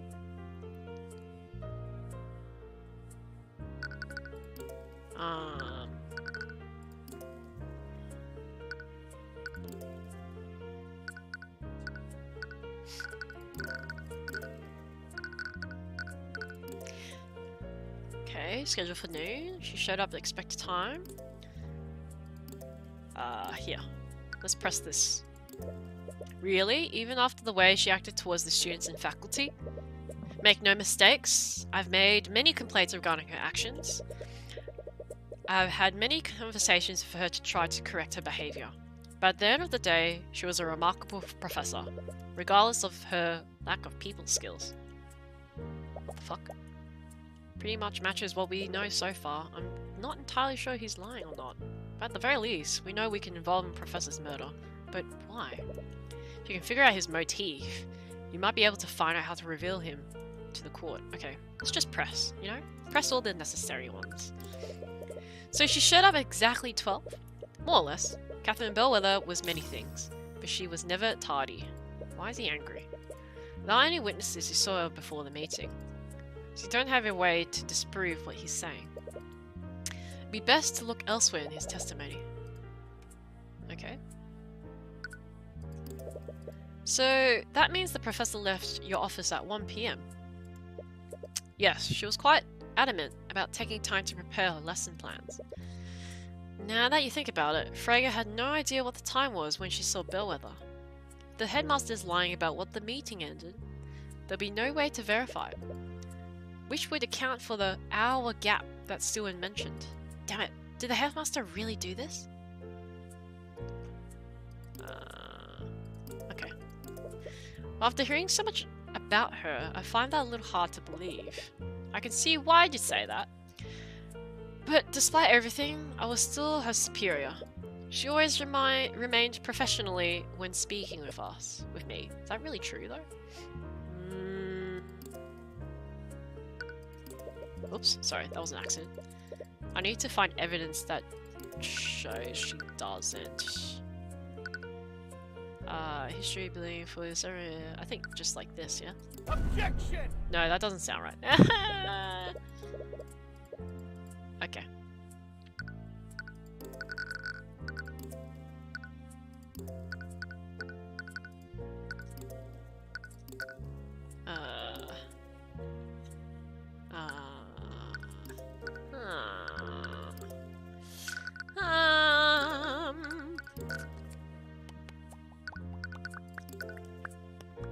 Oh, I don't know.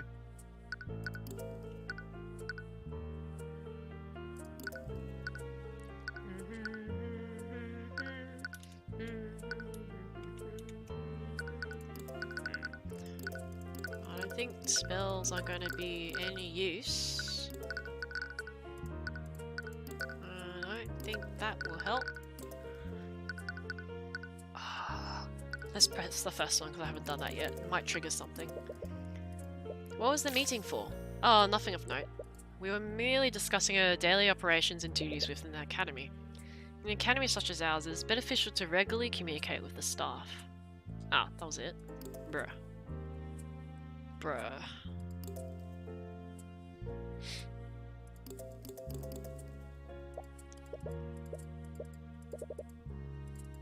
What? What is it? I actually don't know. Am I missing something? Okay, let's look at this again. Testimony. Nope. What's this? Lockdown? Bella's reputation?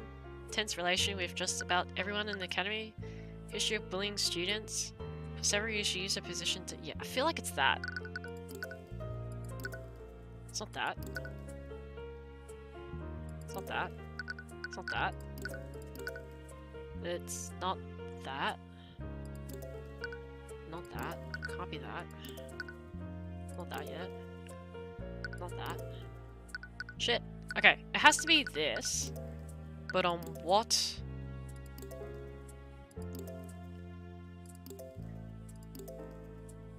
No, you present. We're gonna present that to that.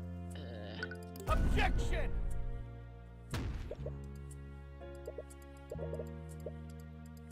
Barrack, if you're still there, I'm stuck. What? I'm glad I'm not getting punished here. Objection! No, I already did that. Why am I so stuck? Am I missing something? I pressed everything, right?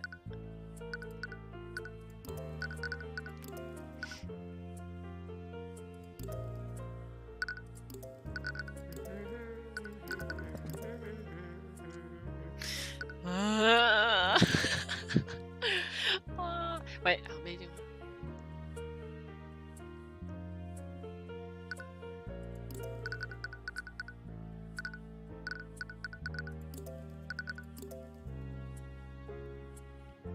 You went past the correct evidence.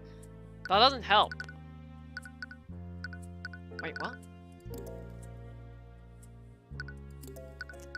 There's so many evidence, bro.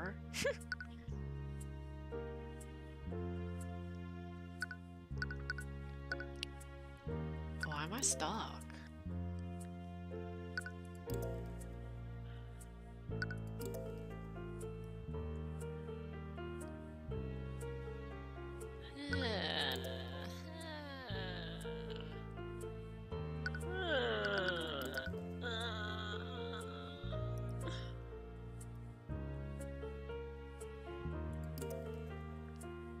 It's one of the evidence from below. Try not to put— thank you, I really appreciate that, Barrett. It's one of the evidence from below the second page. Trying not to spoil. Oh, second page like this. Okay.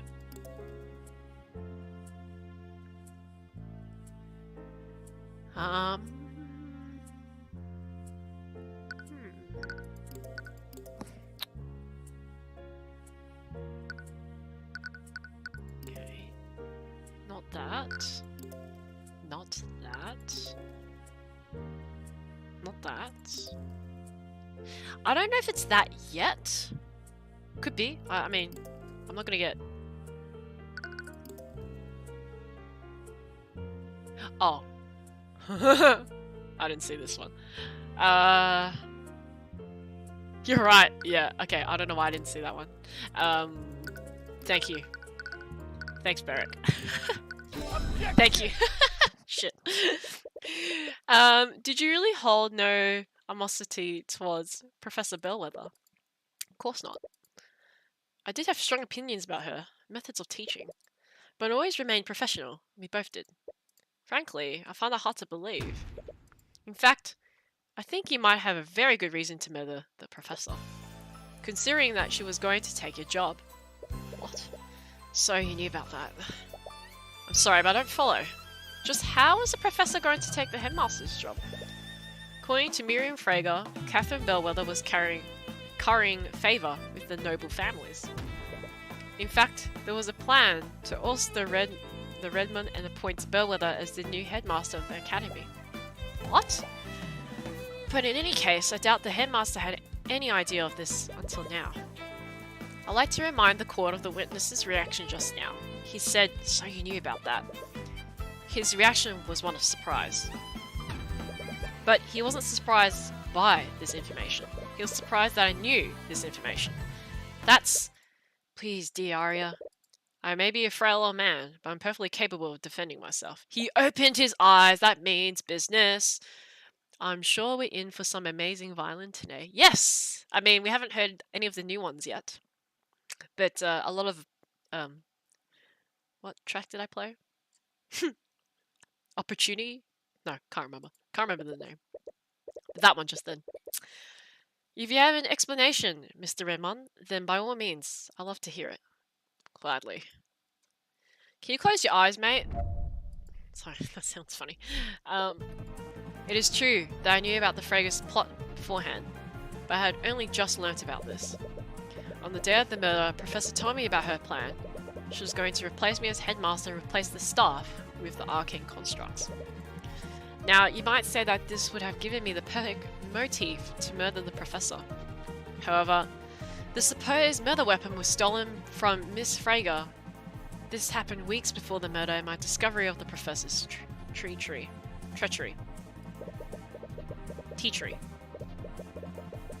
No, treachery. I had no knowledge of their plan before she told me, and therefore I wouldn't have known to steal Miss Frager's weapon in an attempt to frame her. Are you satisfied now, Mr. Cuthbert? There's no way that the headmaster would have come up with this plan. If you really did do this, this means he stole the rapier too? Oops. His alibi makes sense. Couldn't have planned the whole thing unless he knew about Bellwether's plans. That would mean he knew about this weeks ago. But how did he even find out? Best way to tell a convincing lie is to leave a lot of truths and only change one detail. Maybe Bellwether did tell him, but she told him weeks ago. The question is, how do you prove that? Mr. Cuthbert, you may begin your cross-examination. Your memory is so good. As mine I see. Yeah, what is the name of the piece that I played?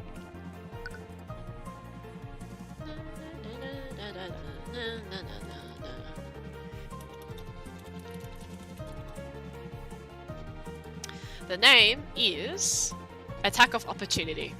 We'll hear that a lot. Is it true that I knew... It is true that I knew about it, but I've heard it just then. Yeah, I want to use this evidence. Jan Hughes, where thou?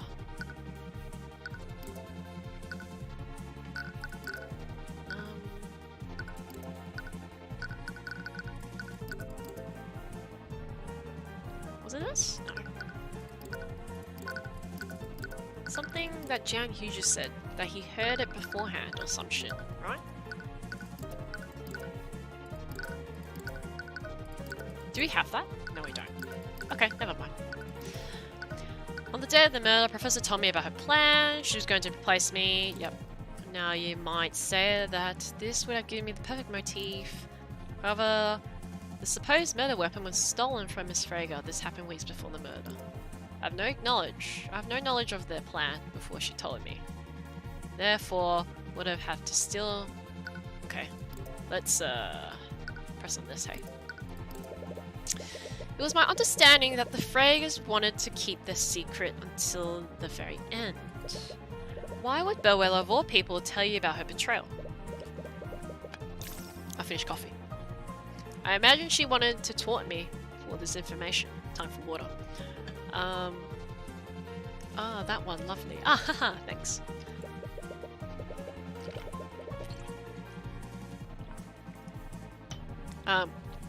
We've long had our disagreements, and looking back, she may have resented me for that. And at that point, there wasn't anything I could do to stop her. Really, I thought you and the professor were on good terms. I thought so too. But I suppose it was all a facade. She was just biding her time until she could take my position as headmaster. He had to have known about Bellwether's betrayal weeks ago. Right, the question is, how do we prove it? Oh, right, okay.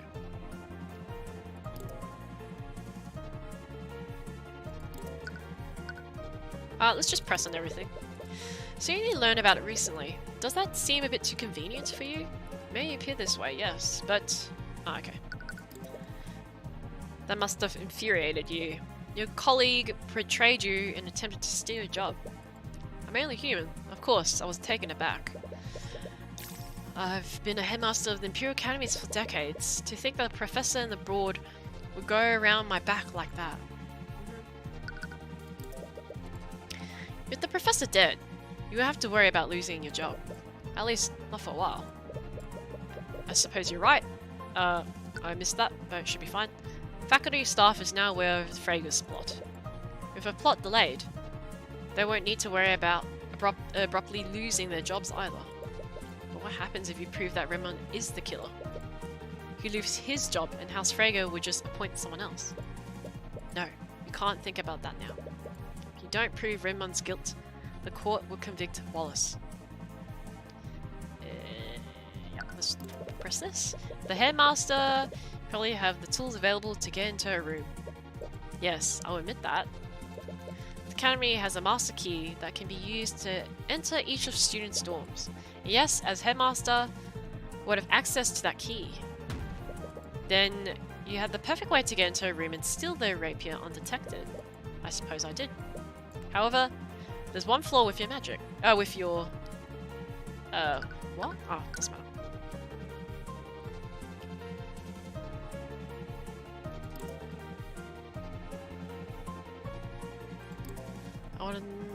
I had no knowledge of the plan before she told me, and therefore would have known to steal Miss Frager's weapon in an attempt to frame her. I swear there was something that he knew. It was Jan who said it, I swear. Jan Hughes, my boy. How to prove that?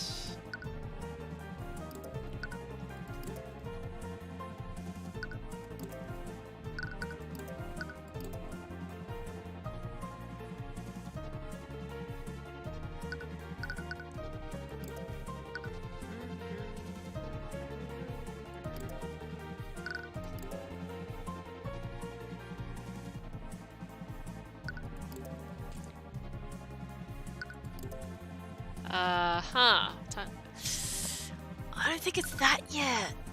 I don't think it's that. Oh wait, hang on.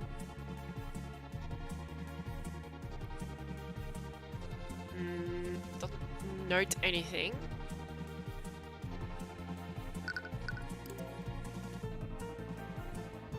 Plan to fire Headmaster Theodore. They were also planning to fire all the Academy staff. This was supposed to be kept in secret, but according to Jan, Bellwether revealed this plan to the headmaster during a meeting a few weeks ago. Oh, that's it! It was the same stupid testimony that I missed last time. Okay, let's present it. Objection! Oh, what? Oh, is it on the wrong thing? Okay, it's on the wrong one.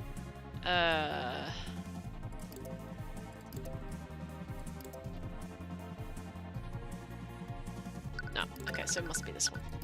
Objection! Such stupid evidence that I always miss. I always miss. Like, do you still planning on standing behind that claim? Of course I am, because it's the truth. I'm sorry, Redmond. But you should really close your doors during your meetings. Oh, brat, he lost his shits. What? Is it true that Bellwether revealed her plan to you during one of your meetings? In fact, Jan Hughes happened to overhear that same meeting. But we only overheard the part where the staff would be replaced. Oh, he angry. And that's the strangest part, Redmond. According to Mr. Hughes, this meeting occurred weeks ago. It's me again. You can't accuse the headmaster of perjury based on a rumor. Everything you just said is based on secondhand information. Mr. Hughes distinctly overheard the staff would be replaced with arcane constructs. That is too specific and too accurate to assume that he misheard a different conversation. The professor prohibitively only revealed her plan from the arcane constructs. And that still doesn't prove that he knew about her treachery beforehand. Professor Bellwether had no authority over the cleaning staff's employment. It wouldn't make sense to her to just reveal her plan for arcane constructs. That would only make sense if he knew that Bellwether would be taking his job. So, tell me one thing, Redmond. Why did you find the need to lie about this? Is it because you saw a need to protect yourself from my accusations? Redmond, I ask you a question. Did you murder Catherine Bellwether? What the heck? A fine mess this is. I'm not done. Not yet. Headmaster? So, truly you plan on pushing this, are you? Well, your thesis is sounding promising, Mr. Cuthbert, but I believe your argument could use a little work. Fuck. Final showdown, bro. You think I killed Catherine Bellwether? Me? I'm an early man in his late 80s. I was alone, had nothing to overpower Bellwether with. I can barely walk, much less wield a rapier.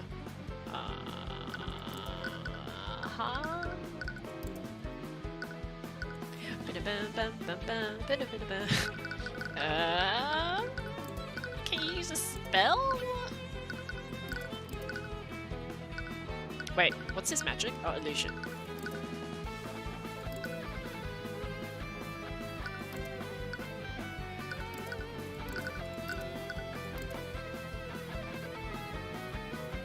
I was alone.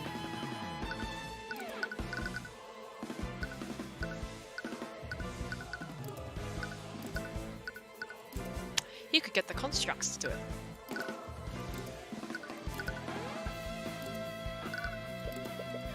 What? Oh shit. Oh, I understand what you mean by you can get punished now.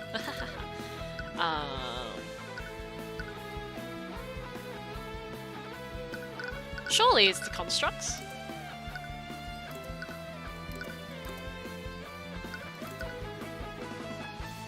No signs of cuts or bruises. The alchemy.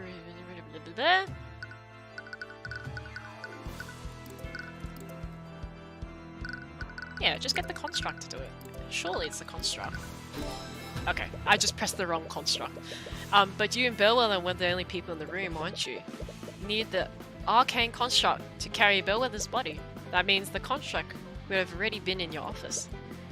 And with the privilege, you could have easily programmed the construct to stab Bellwether for you. Even so, think about what would have transpired afterwards. Recall Miss Steelwind's timeline of Bellwether's witnesses.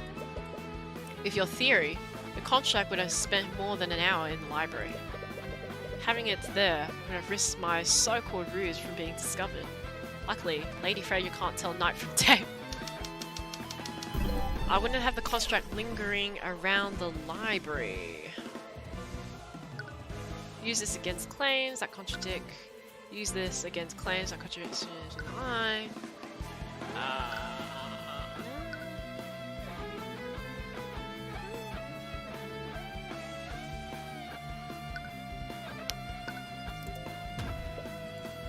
Oh, I clicked the wrong one. No, let's save. No, I can't save! What kind of wing assertion is that? How could you possibly know what I'm thinking? Ah, fuck. Bruh. Luckily later... Okay, so it must be... Intuition. Okay. Timing deduced from Miss Frager's testimony is predicted on one thing. She saw Miss Bellwether exit your office after the meeting. However, we assume that you're lying about when this meeting ended. The entire argument falls apart. Miss Frager would have encountered Bellwether after her death at 2:01 PM. Miss Frager wouldn't have made a mistake like that. Miss Frager thought it was morning when she saw Bellwether. She can't reliably tell the time. Shooketh. Then what about when the rapier was placed? If it was really the mirror, then that would have planted the weapon in young Wallace's locker. How does he know? Some of the students had lockers there that had access to. I wouldn't have placed incriminating evidence in that locker. How do you know it was in the locker, mate?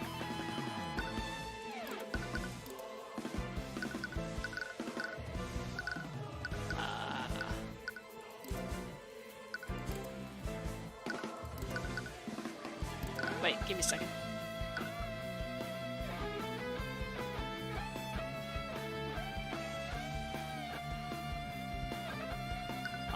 It's this.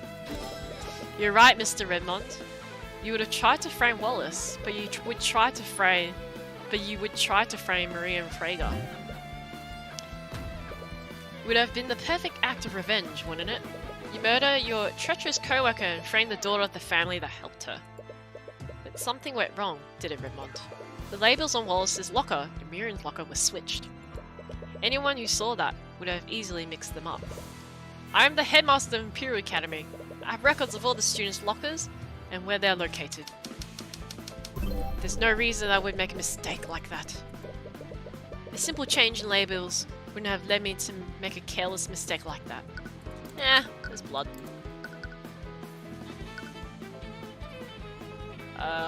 Stand of blood inside a locker with me an ID number. The locker actually...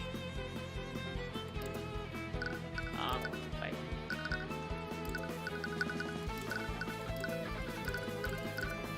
Wait, hang on. There's no reason I would make a mistake like that. Surely planned. I would have known where Wallace's locker was. Simply a simple change in labels. I mean to make a careless mistake. There's no reason I would make a mistake like that.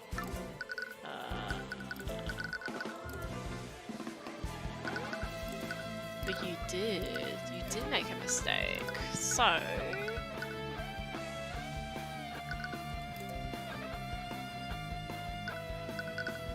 I think I'll just present the same evidence.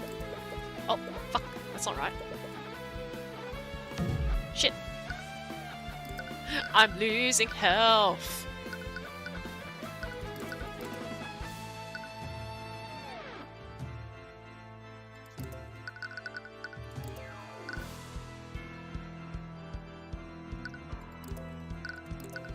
Oh, this is tricky.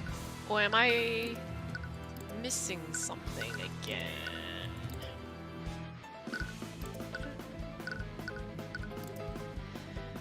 There's no reason I would make a mistake.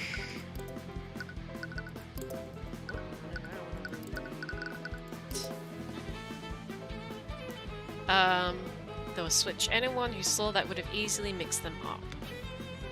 I'm the headmaster. I have records of the students' lockers and where they're located. There's no reason I would have made a mistake like that. If it truly planned this, I would have known where Wallace's locker was. A simple change in labels would have led me to make a careless mistake like that. You would have noticed if the locker IDs were switched, but this is all based on the assumption that he was the person that planted the rapier. You would have noticed if the locker IDs were switched. What is it? Is it this? No, it sounds a bit too vague.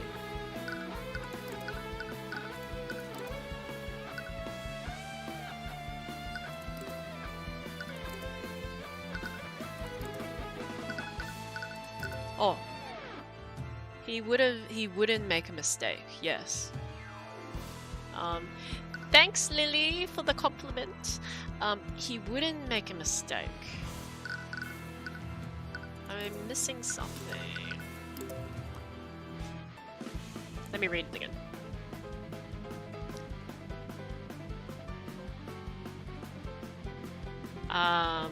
You need to wait. Timing deduced. She saw Miss Bella exit the office after you meet. Wait, no, sorry, too far. You wouldn't try to frame Wallace, but you would try to frame Miriam. If you have been perfect act of revenge, you murder your treacherous co-worker, frame the daughter, family. But something went wrong. The labels on Wallace's locker and Miriam's locker were switched. Anyone who saw that would have easily messed them up. I'm the headmaster. I have records of all the students' lockers and where they're located. There's no reason I would make a mistake like that. If I truly planned this, I would have known where Wallace's locker was. Simple change in labels wouldn't have— What? I'm actually— remember what else is at play here?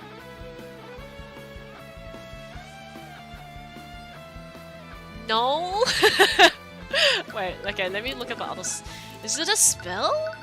No, surely not.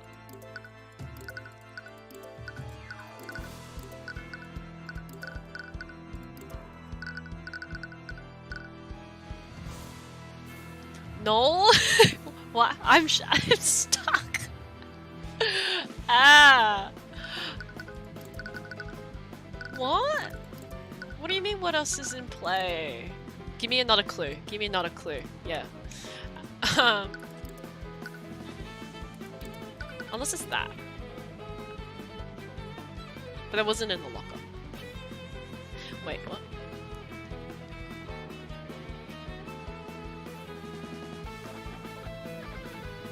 Wait, what?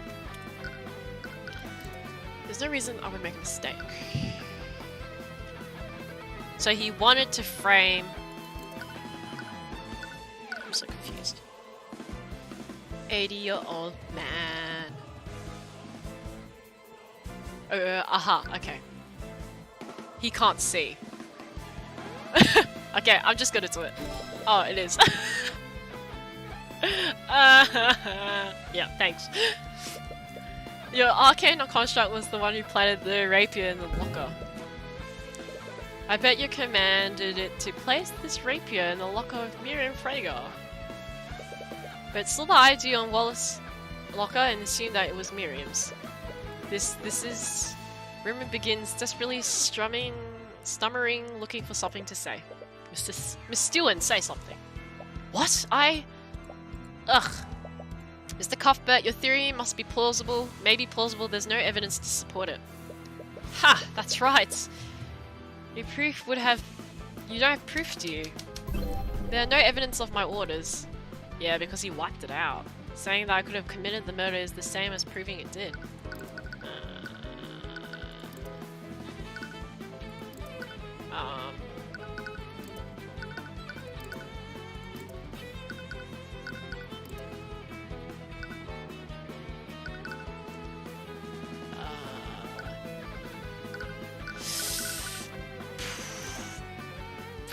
Okay, it's either that one or that one, because, like, it's enacted.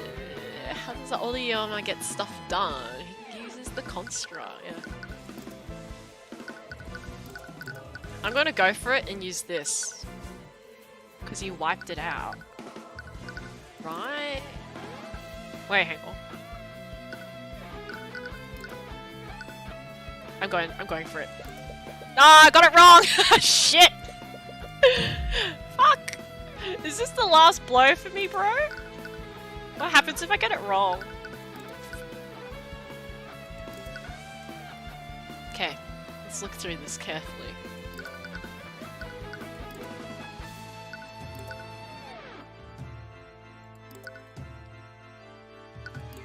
There's no evidence of my orders.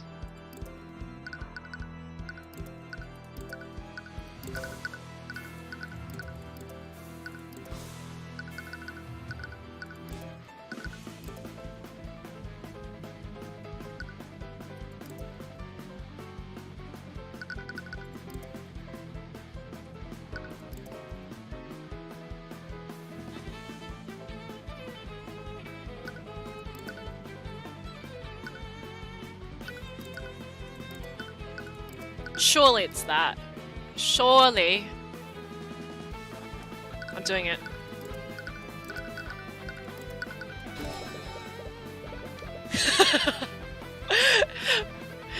Your construct's still in the locker room where it's planted the rapier. All we have to do is take a look inside it and we'll see the blood inside. Is that so, Mr. Cuthbert? What? Why does he look so confident? No, Mr. Cuthbert. I already checked the inside the construct during my investigation. The interior is completely clean. What? The construct's primary function is to assist and clean, dear Tarian. You have a function that allows them to clean themselves inside and out. Well, we can still look at its command history, right? Think about it, Mr. Cuthbert. Do you honestly think that the murderer would have leave behind evidence like that? I'm sure that whoever orchestrated this plot, they ordered the construct to wipe its logs when it was finished. No. That's right, Mr. Cuthbert. Your case against me is theoretically at best, but I suppose I can still give you marks for trying. Damn it! He thought of everything! Was he seriously able to get rid of all the evidence? You're running out of options, but you still have one tool left. Ha! It's unbecoming to glare like that, young Tyrion. Bring yourself back to the moment that Garrick Pierce. Think about what's at stake for Wallace, just like you do with Celeste. His life and his future are in your hands. Naught can remain concealed. Ah, empowered eye. You activated your empowered eye again. Raymond did a good job of covering his tracks, but there has to be something that he forgot to get rid of. Okay. Wait, what am I doing? I'll get inside. Okay. Let's see. What do I want insight in?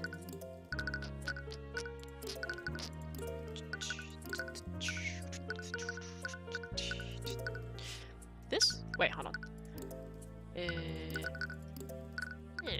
Let's get some insight in this, maybe? I did everything I could to cast doubt on Freyga's brat. I can't believe Valerie placed a trace of necromancy on the body. To make matters worse, the construct placed the evidence in the wrong locker.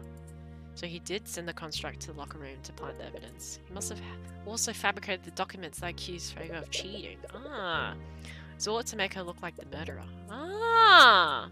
But this doesn't give you anything new to her. Okay, let's...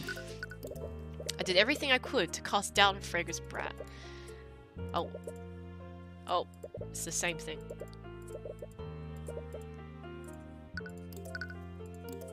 Okay.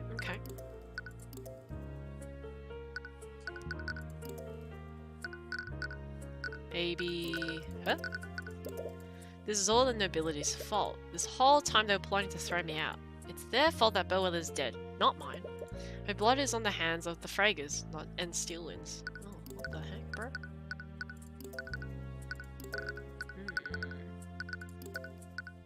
Maybe this. Construct's orders were clear. Plant the body in Lecture Hall 2B, and then plant the evidence in Freyga's locker. It was supposed to head to the storage afterwards. What happened?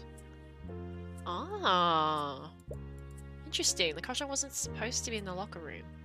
Wait, the construct wasn't supposed to be in the locker room? Aha, okay. What storage room?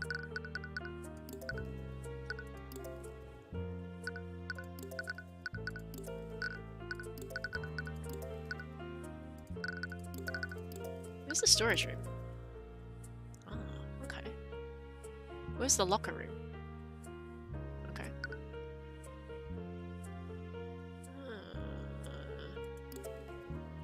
Wait, what?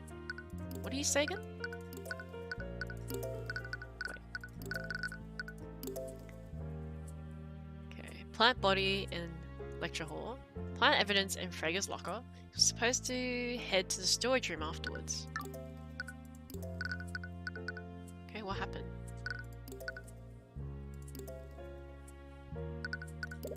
I wonder, did I leave any other pieces of evidence behind? I was far too reckless.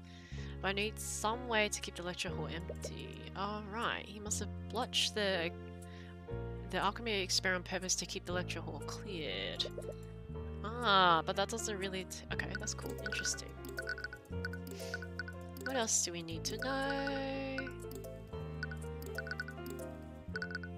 this? This, oh no, he's just repeating the shits again.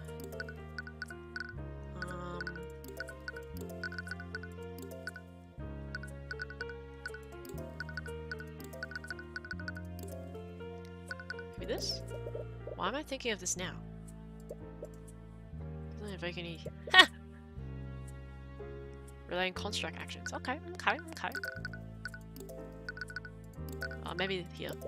Why was the construct in the locker room though? Should have been there if... Shouldn't have been there. Follow my orders. No matter, it wiped its log. They have nothing on me. So he did order it to wipe its logs. In order to cover its track, it probably would have done this last. Oh, okay.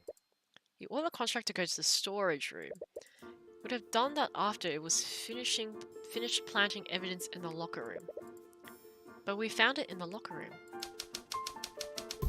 What stopped the construct from leaving the locker room?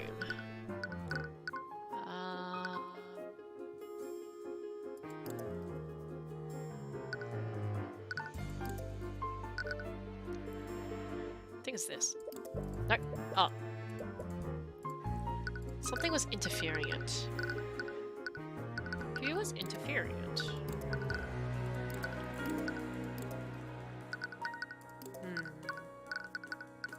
Where is the locker room?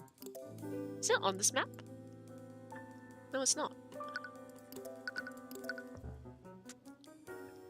Marathon C. Marathon? Yeah, I want to finish this case. That's why I'm still going.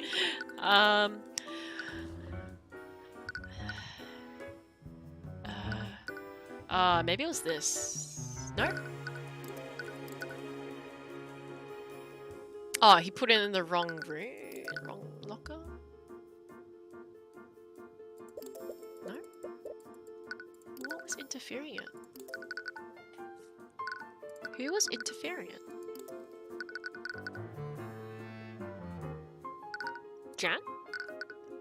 Wait. Oh, hang on. Clearly didn't intend for the construct to end up in the locker room. Someone or something must have interfered with it. Okay.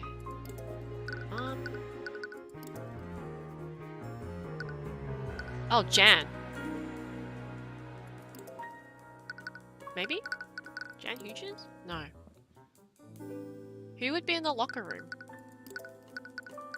Oh, maybe it was Jan. No, what time did he see Jan? Oh, it could be Jan. No. Sorry, guys. Be quiet, and she walked into the lecture room. Bellwether witnessed Jan Hughes must have been disguised illusion.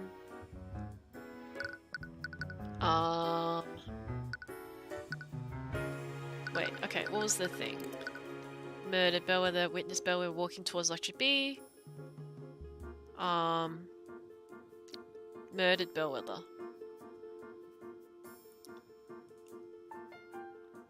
What? What's SSIOM today? Is it what? Sorry, I'm not quite catching you there, Chris. Discovered the body. Oh, I'm not sure. I'm actually stuck. Did I press this already? I did.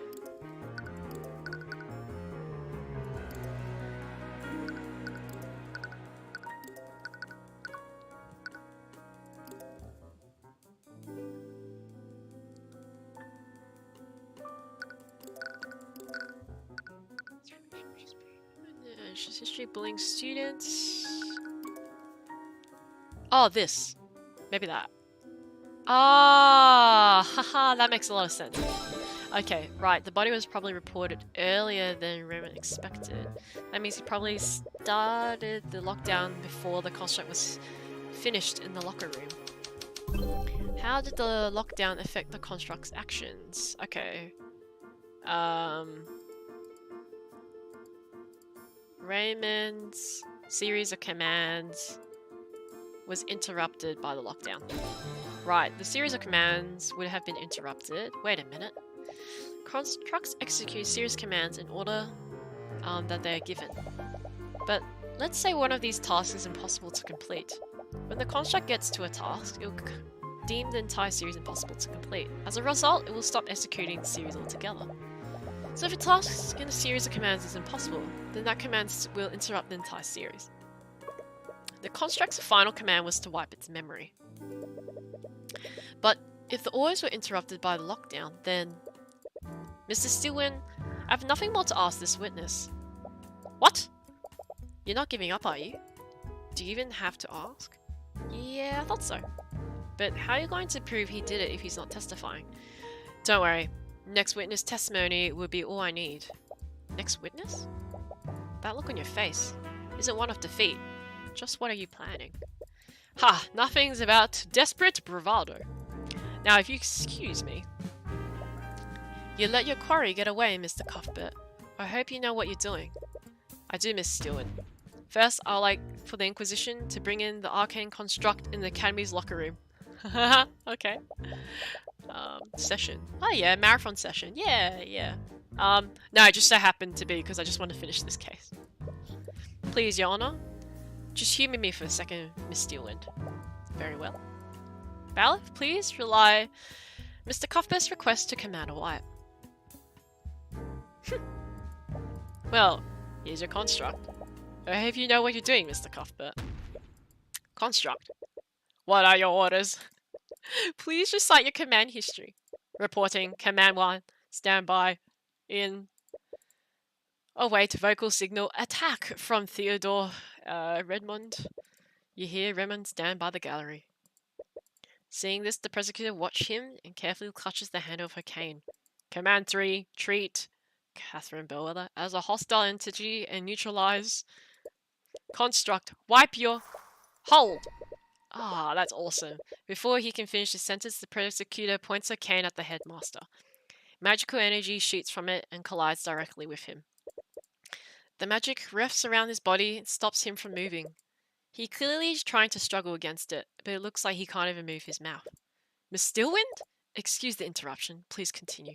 Command 4, await vocal signal, leave from Theodore Redmond. Command 5, move to classroom 2B, reply to any inquiries with voice line 3. Command 6, remove Catherine Bellwether from interior frame and place on floor. Oh my god. Thank you, Construct. You can stop now. I think we know the rest. But just to be clear, who gave you the series of commands? Commands were given by the headmaster? Fucking hell. How? I ordered Construct to wipe his command history.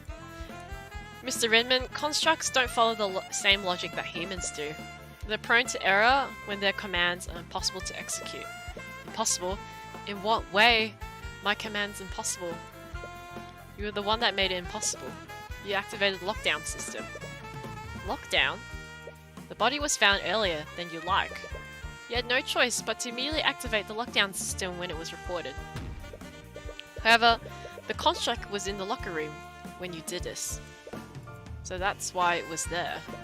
The construct finished its task in the locker room, then tried to follow your next command. It tried to move to the storage room, but it was prevented from doing so.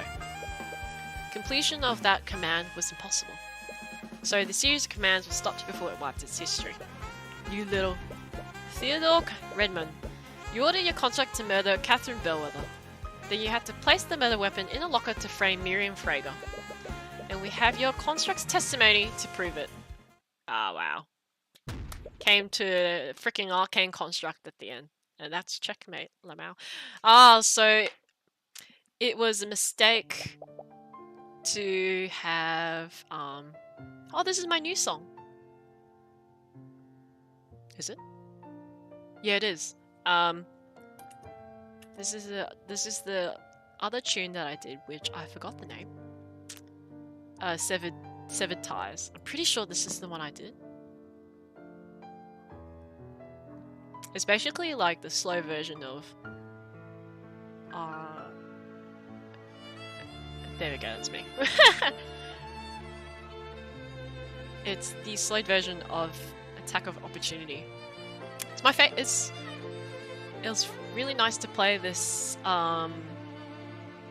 slow down. It's quite pretty.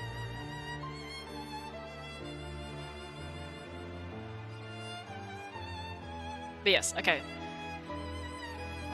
So just was an accident that Wallace was a victim, because the twins also had necromancy / healing, but ultimately the headmaster wanted to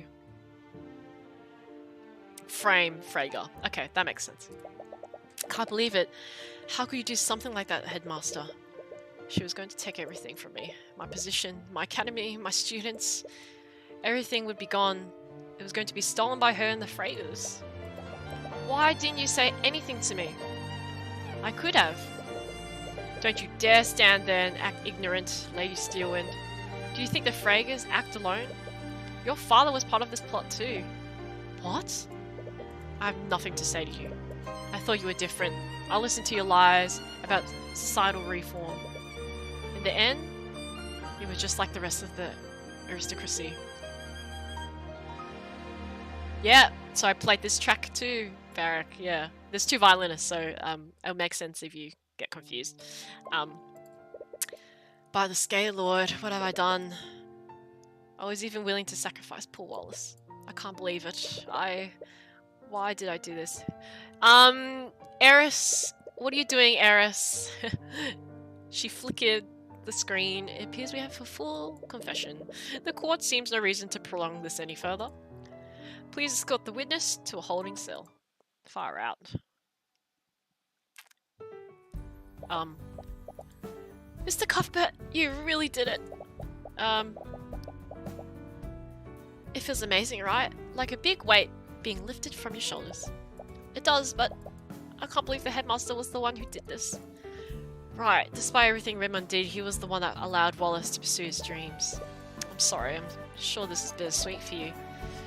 What am I going to do now? Headmaster Redmond was the only reason I could even attend the academy. With him gone?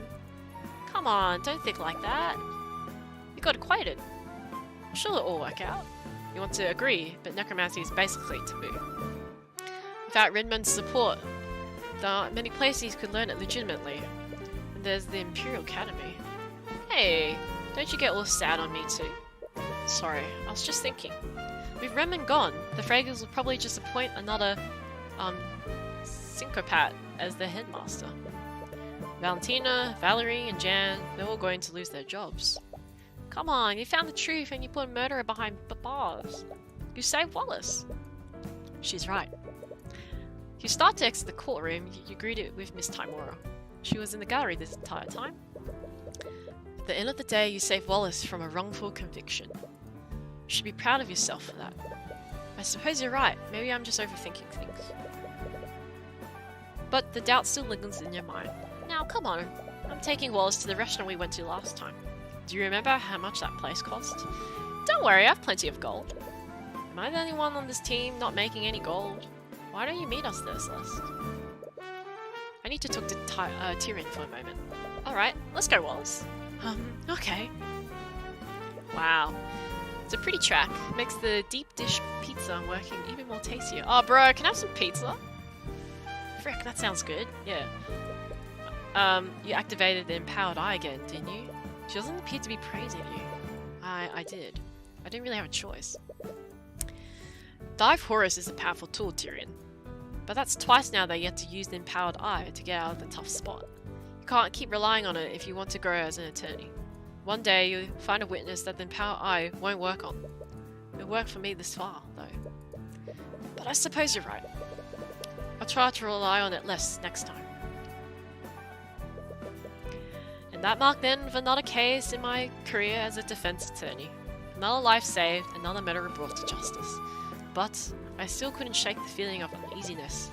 Was it guilt for what happened to the faculty stuff? Or was it something else? That was a great case. Far out. Man, Steelwind has been talking about perp for hours. Was there to even ask at this point? Turns out she doesn't trust his testimony. Something about his memory is not matching up the crime scene. Wait, what? And Beric, this violin's not me, this is Emily. What?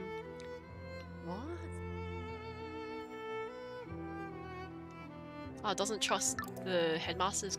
Okay. Don't you think he has Mage Blight, does he? Mage Blight? What's Mage Blight again?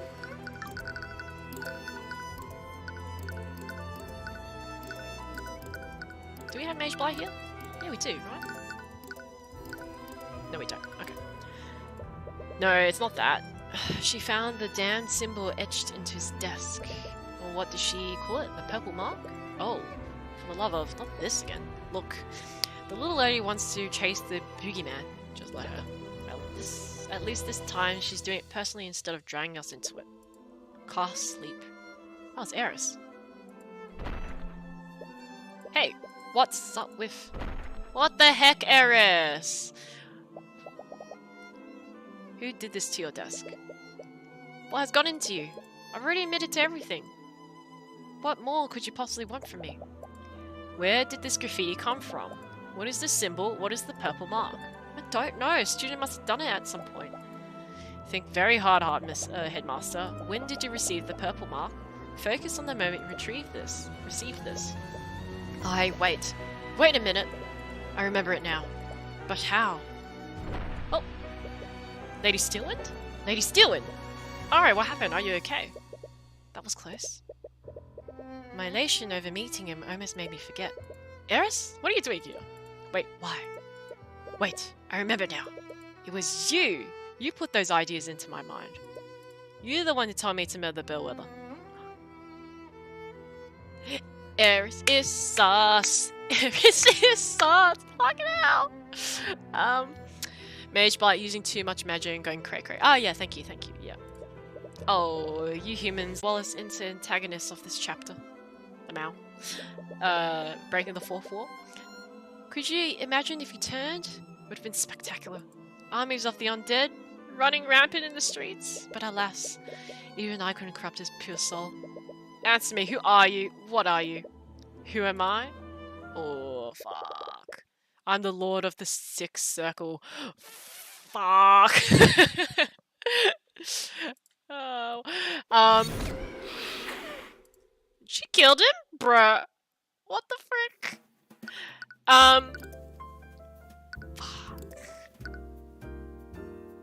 Fuck. Because Lord of the Six is like case 5? No, never mind. Okay. I know a little bit of spoilers. A little bit. Because... Okay, if you've seen the... I'm gonna make my face bigger. Because, I'm not gonna play anymore. Hey. Okay. If you've seen the soundtrack, one of the songs is called Lord of the Six. And that's like towards the end. And I do plan that. That is the last song in that soundtrack that I played.